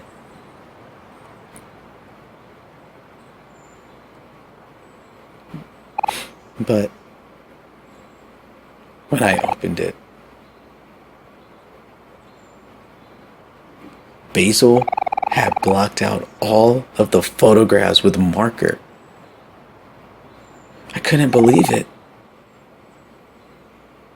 He had even blacked out Mari's face too.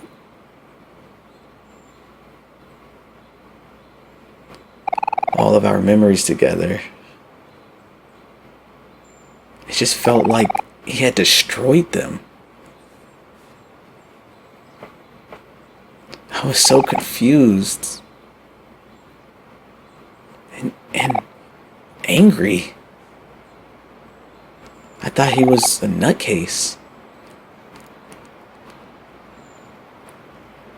So, instead of trying to understand him, I stole his photo album and started calling him a creep and things like that. And eventually, I wasn't the only one calling him names.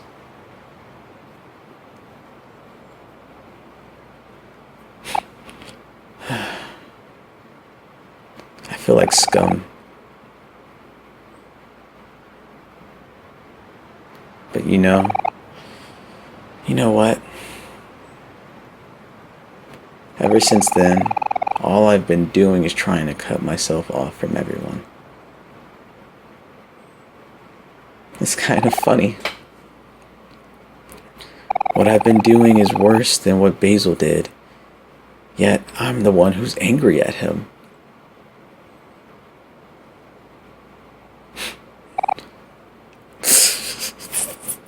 I'm such a fucking idiot.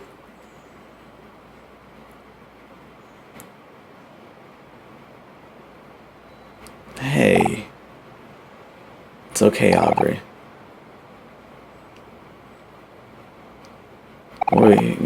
We've all made mistakes. At that time, I really didn't understand what was happening. I was afraid that I'd somehow make things worse.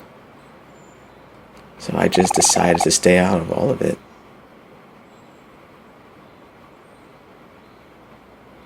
I'm really sorry, Aubrey. And I'm sorry to you too, Sonny. I was pretty crappy.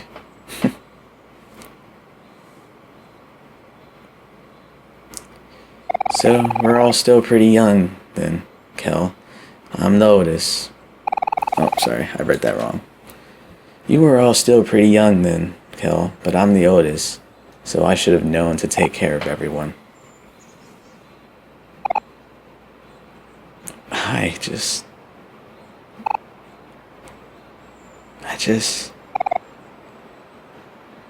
Oh.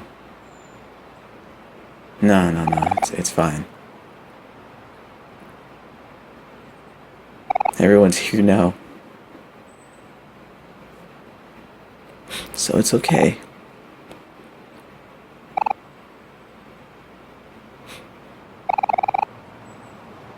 I don't deserve friends like you all.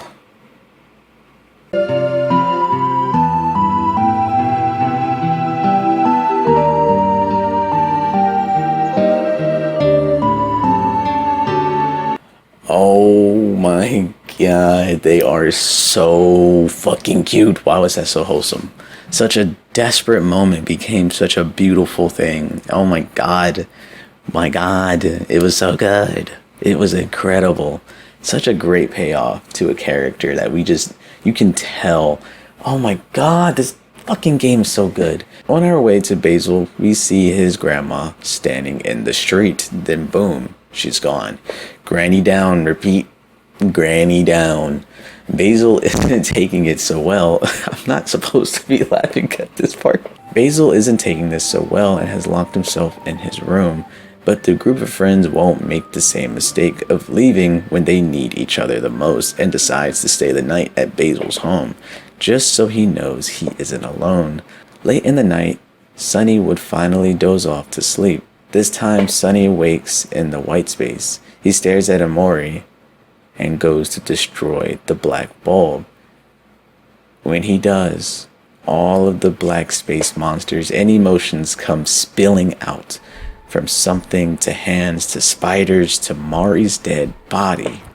Now with Sunny's newfound abilities, he's able to defeat each and every one of them. When destroying the bulb, Sunny is finally able to speak to Basil as he tells him the truth of Mari's death may come as a shock, but we need to face it.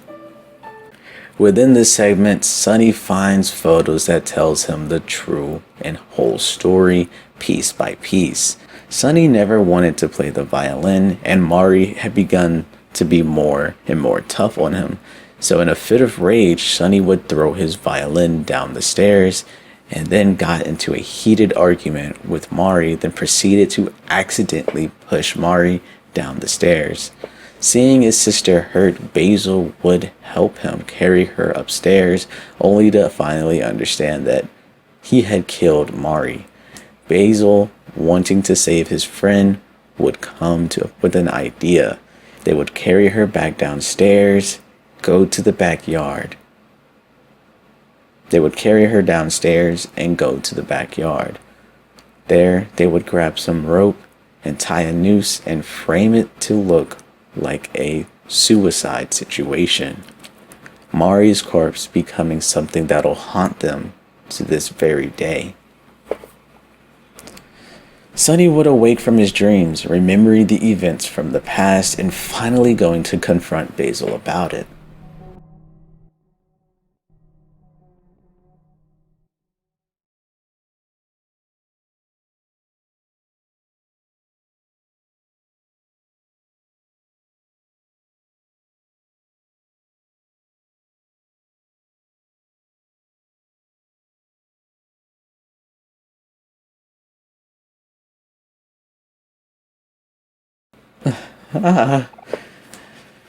Sunny. It's just you. I'm glad you came.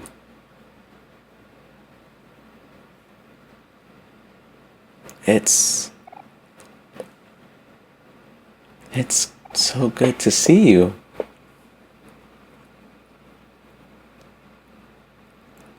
It came to you that day. The day Mari died.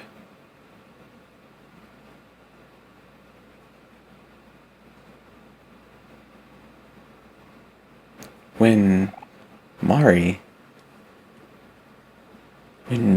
fell, you couldn't have done it.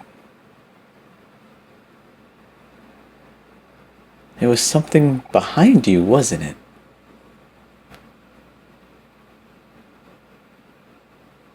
You're a good person, Sunny. I know you're a good person. A good person wouldn't do something like that, would they?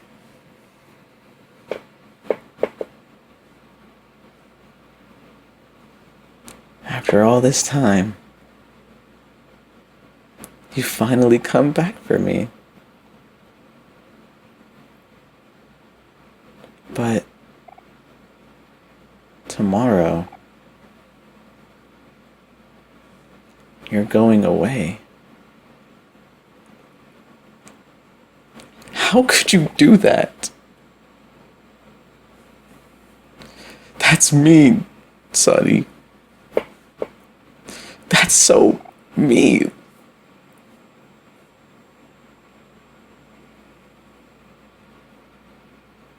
Oh, there's something all around us now. Can you see it, Sunny? There's no way out of this, is there?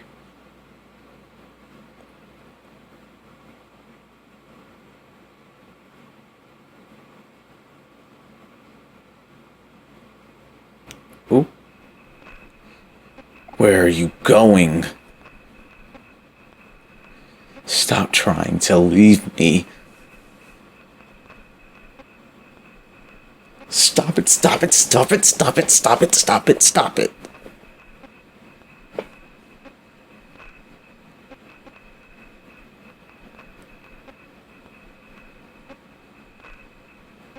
don't want to be alone.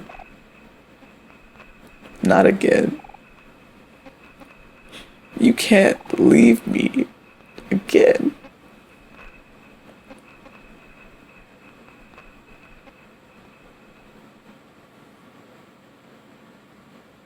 No. You wouldn't leave me again. That's not like you, Sonny. It's something behind you again, isn't it?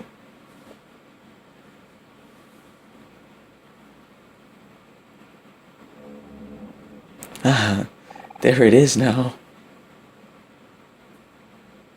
Do you see it? Stay away. Stay away from Sonny.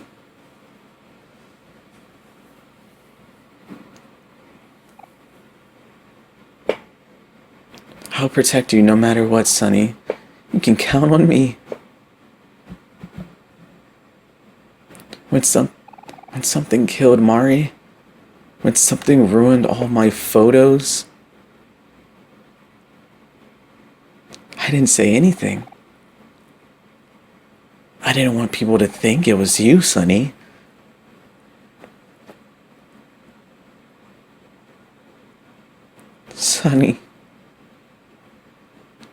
Sonny wouldn't do something like that.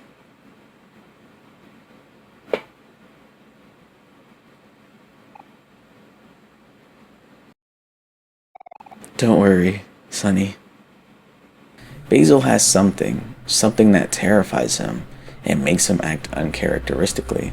This time, Sonny doesn't run. This time, he stays and fights back.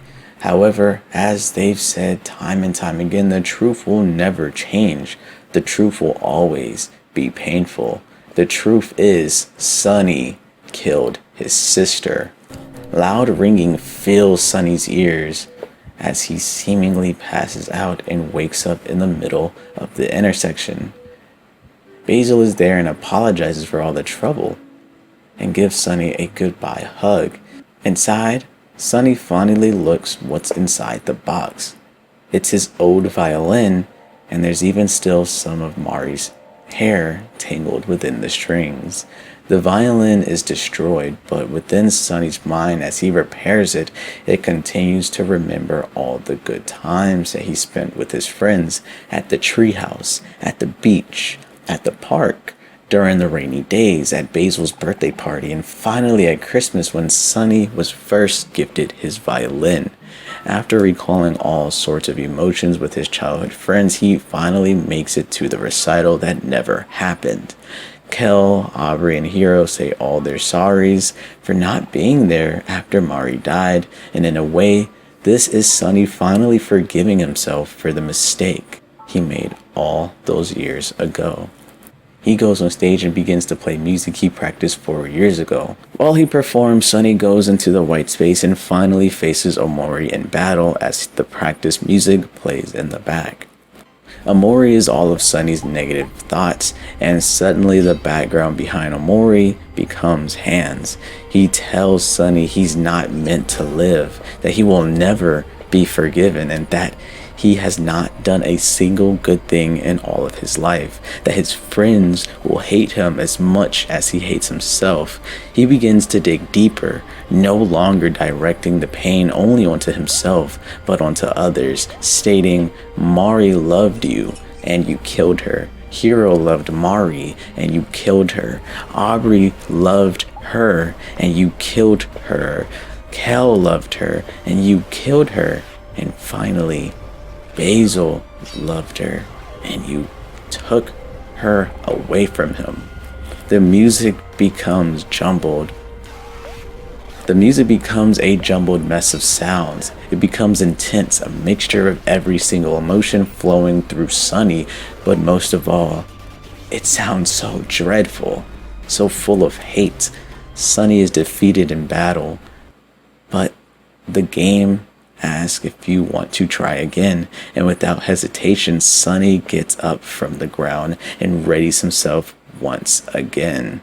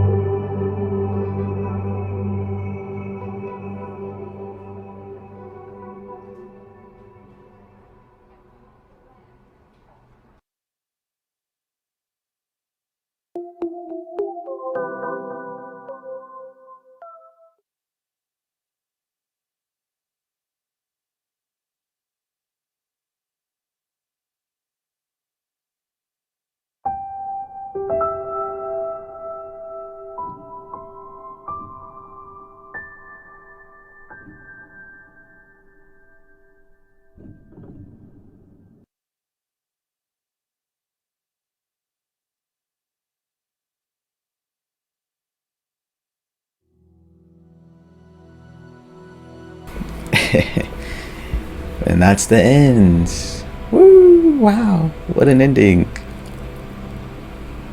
Can I just say that his friends will never trust him again? I'm sorry. I understand that sounds blunt, okay, but I will forever feel bad for how much pain Sunny had gone through to even utter those words to his friends in the first place, and I really wanted this to be a happy ending, but it just surely won't be.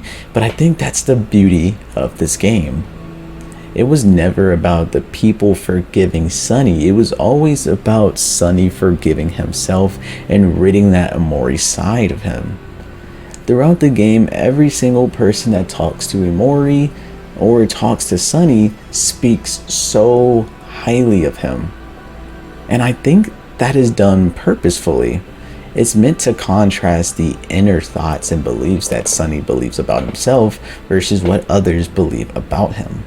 During the final battle, Omori takes form of Sunny's thoughts, calling him a monster, a murderer, someone who shouldn't even be allowed to live, and that his friends will hate him just as much as he hates himself.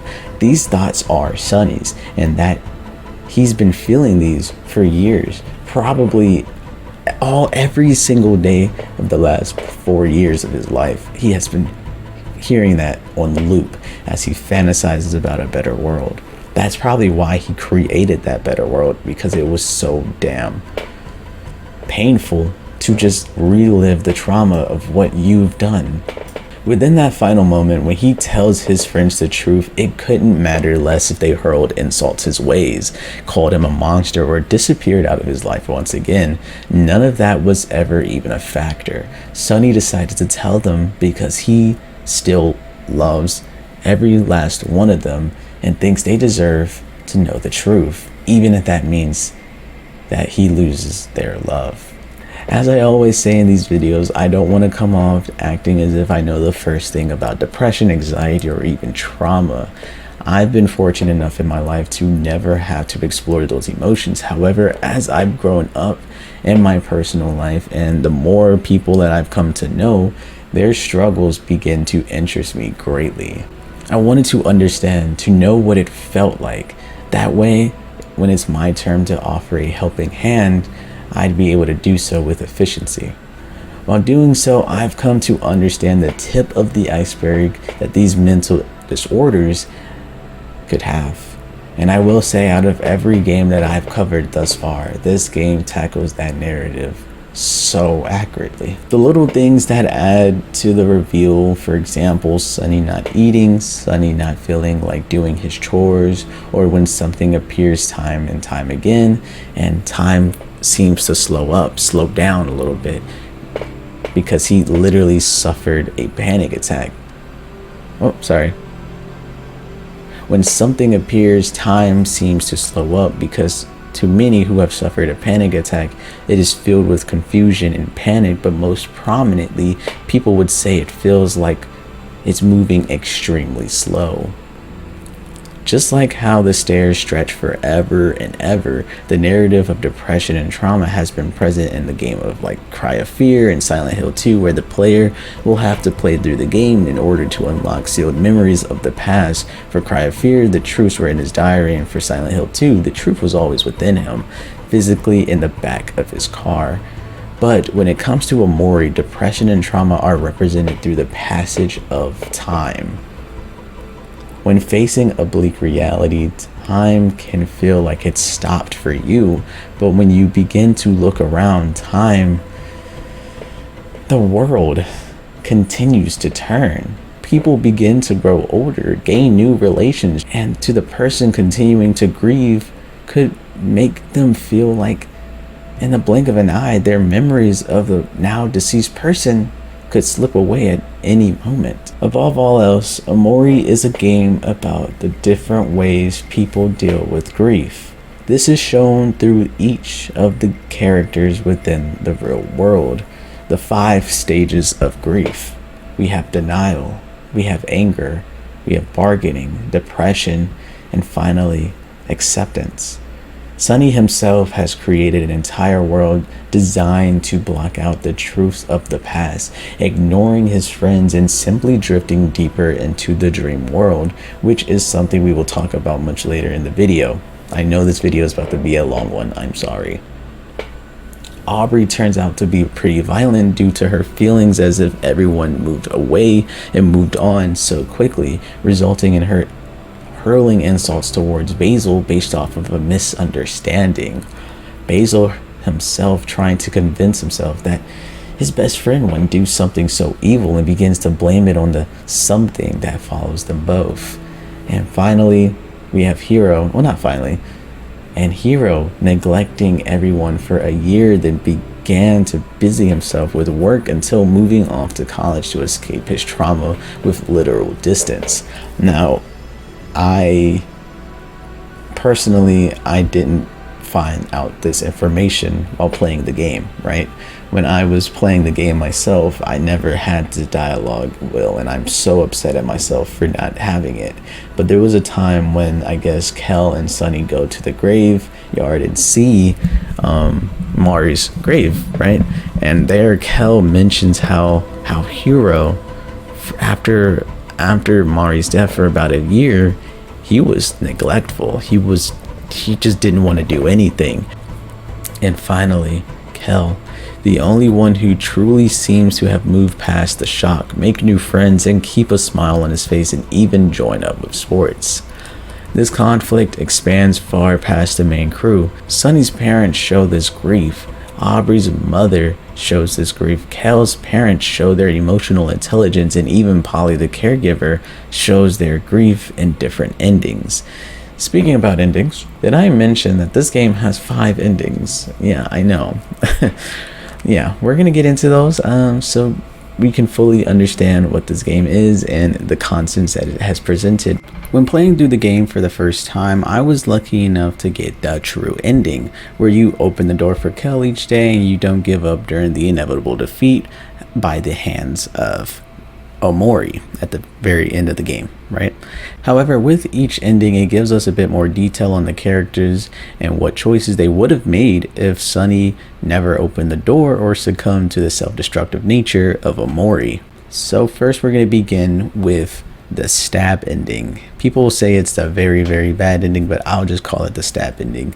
This ending transpires during the stay at Basil's home. If you simply decide to leave his house and go back home, and on your way up to your room pick up the steak knife from the beginning of the game, you obtain the route of the stabbing ending.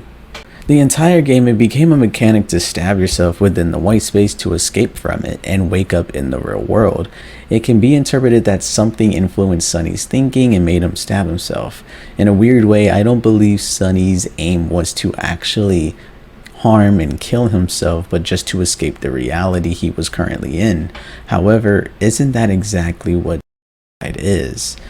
We can also see this being a habit that Sunny had grown to accustomed to because of his dream world. Within the dream world, his weapon of choice was his knife, just like how Aubrey had her fist and her kicks, and we had Kel with his beach ball, and then we had Hero with his frying pan because he would cook. Omori, or Sunny, had a knife, and so out of habit he just slices her. I don't think he really meant to harm Aubrey, but all is the same. He used it and got confused from the dream world, from reality, and the reality to the dream world in this ending, and ended up stabbing himself. However, this time he didn't wake up.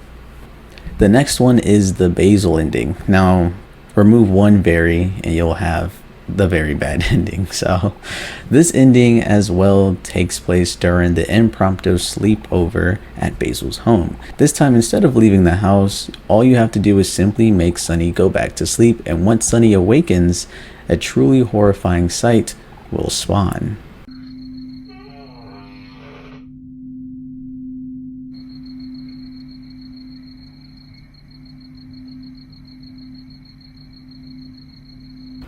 The entire home being in shambles, Sunny will simply just leave, go back home, sleep, go into the white space, and wake up the next day to move to his fresh start. However, something will be lingering behind him as he packs up and goes to leave.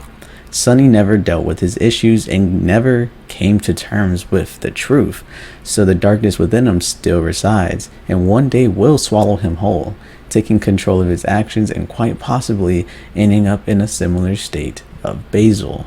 And then the bad ending. If you can't tell, there's just a lot of bad endings. So we had the very, very bad ending, the very bad ending, and now the bad ending. This ending happens when you awake at the hospital. Your final opponent is Omori himself, and if you decide to open the door for Kel each day during this battle, it will be impossible for you to beat Omori, no matter how hard you try. But how to obtain the good and how to obtain the bad really depends if you decide to give up on the game over screen, or if you want to continue to suffer through the pure hatred of Omori. Funny enough, this ending also happens at Basil's house, and a little bit after. Basil and Sunny were fighting in the bedroom, and the two boys were injured, and so while fighting Omori, this is Sunny's last chance to face the truth, but giving up gives Omori full control of Sunny, causing him to leave the white space and jump off the roof of the hospital.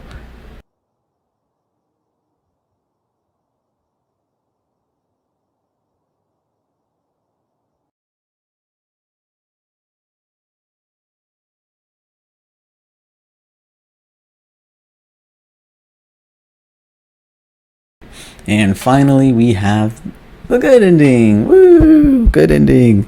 Now, you guys have already seen the quote-unquote good ending, where you tell the group of people the truth.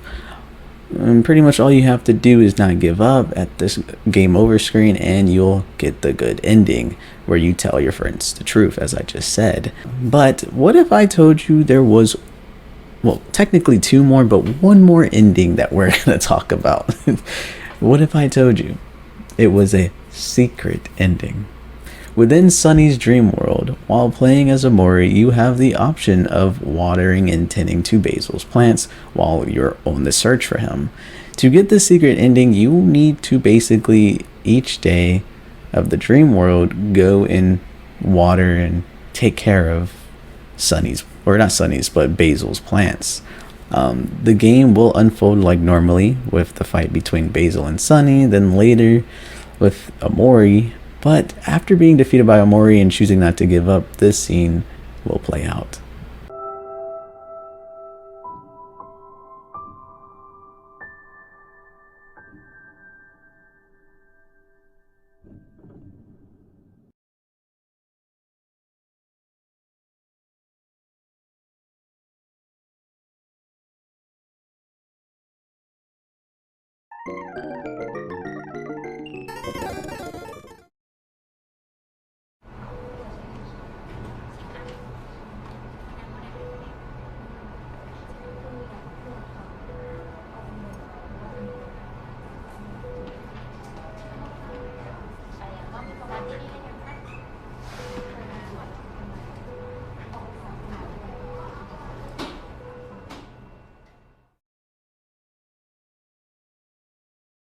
Some will call this the true ending, an ending where Basil and Sunny come to terms in their parts that they've played in Mari's death.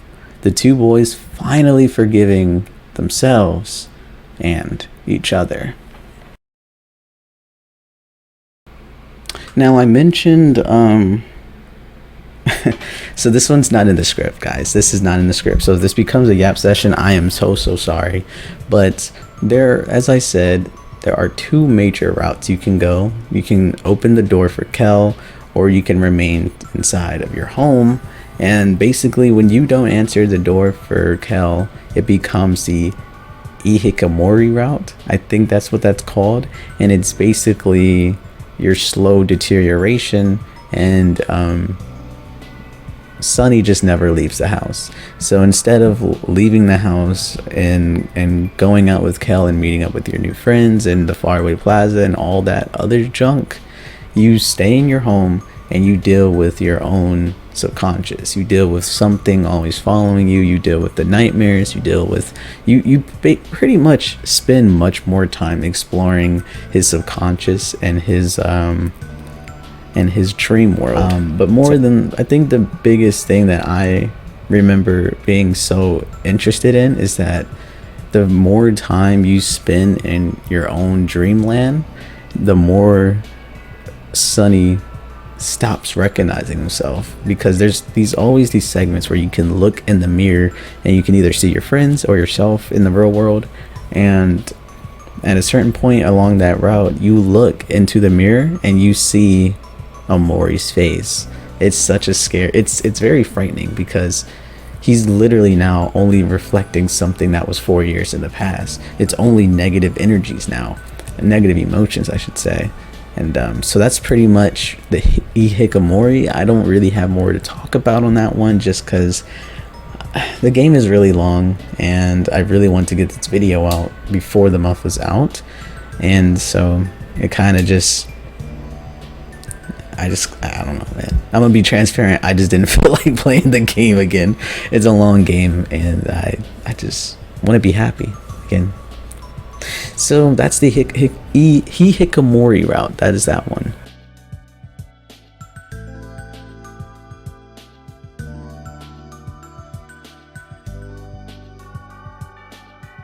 Omori is just one of those games where the more time you spend thinking about all the game and its details and the finer details, you come to realize just how much love and how much passion went into making the game a reality.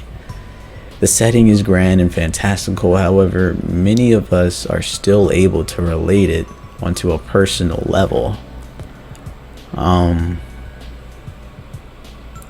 I wrote some notes down, but I'm gonna get back to that. The script is unfinished and I thought I wanted to just be kind of raw with you guys and just pretty much just talk about how much it affected me, this game, and just how grateful I am to really experience it, and some funny behind the scenes as well.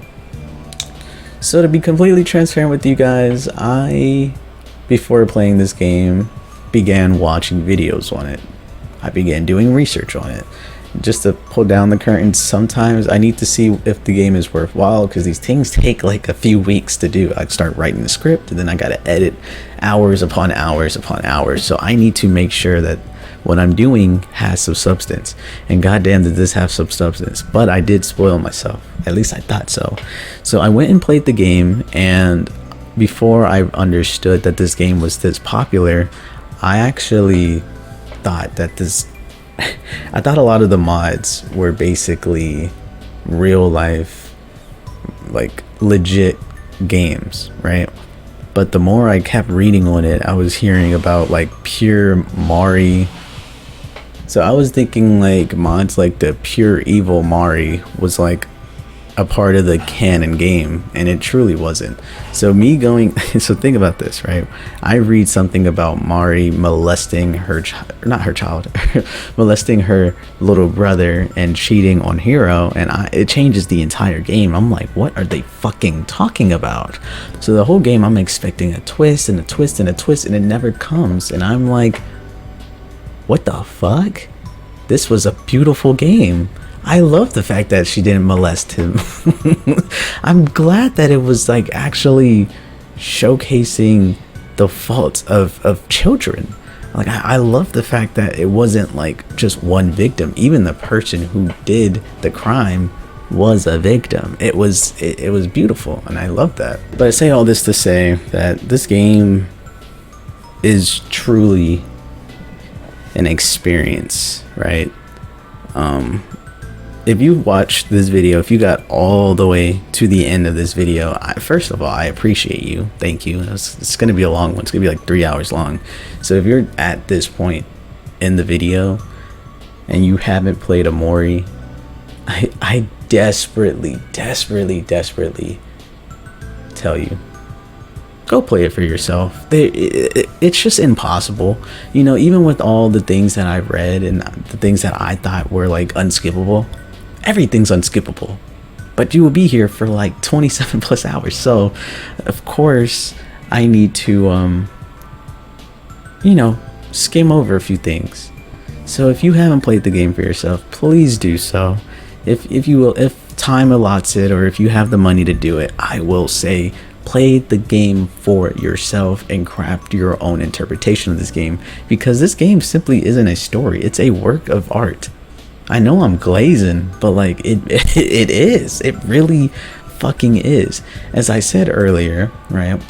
I did write some things down because I played the game fully. I wrote the script as I was doing it, and then when I reread it, things became more and more apparent. So here's some things that I noticed while I was editing, right? The tree stump.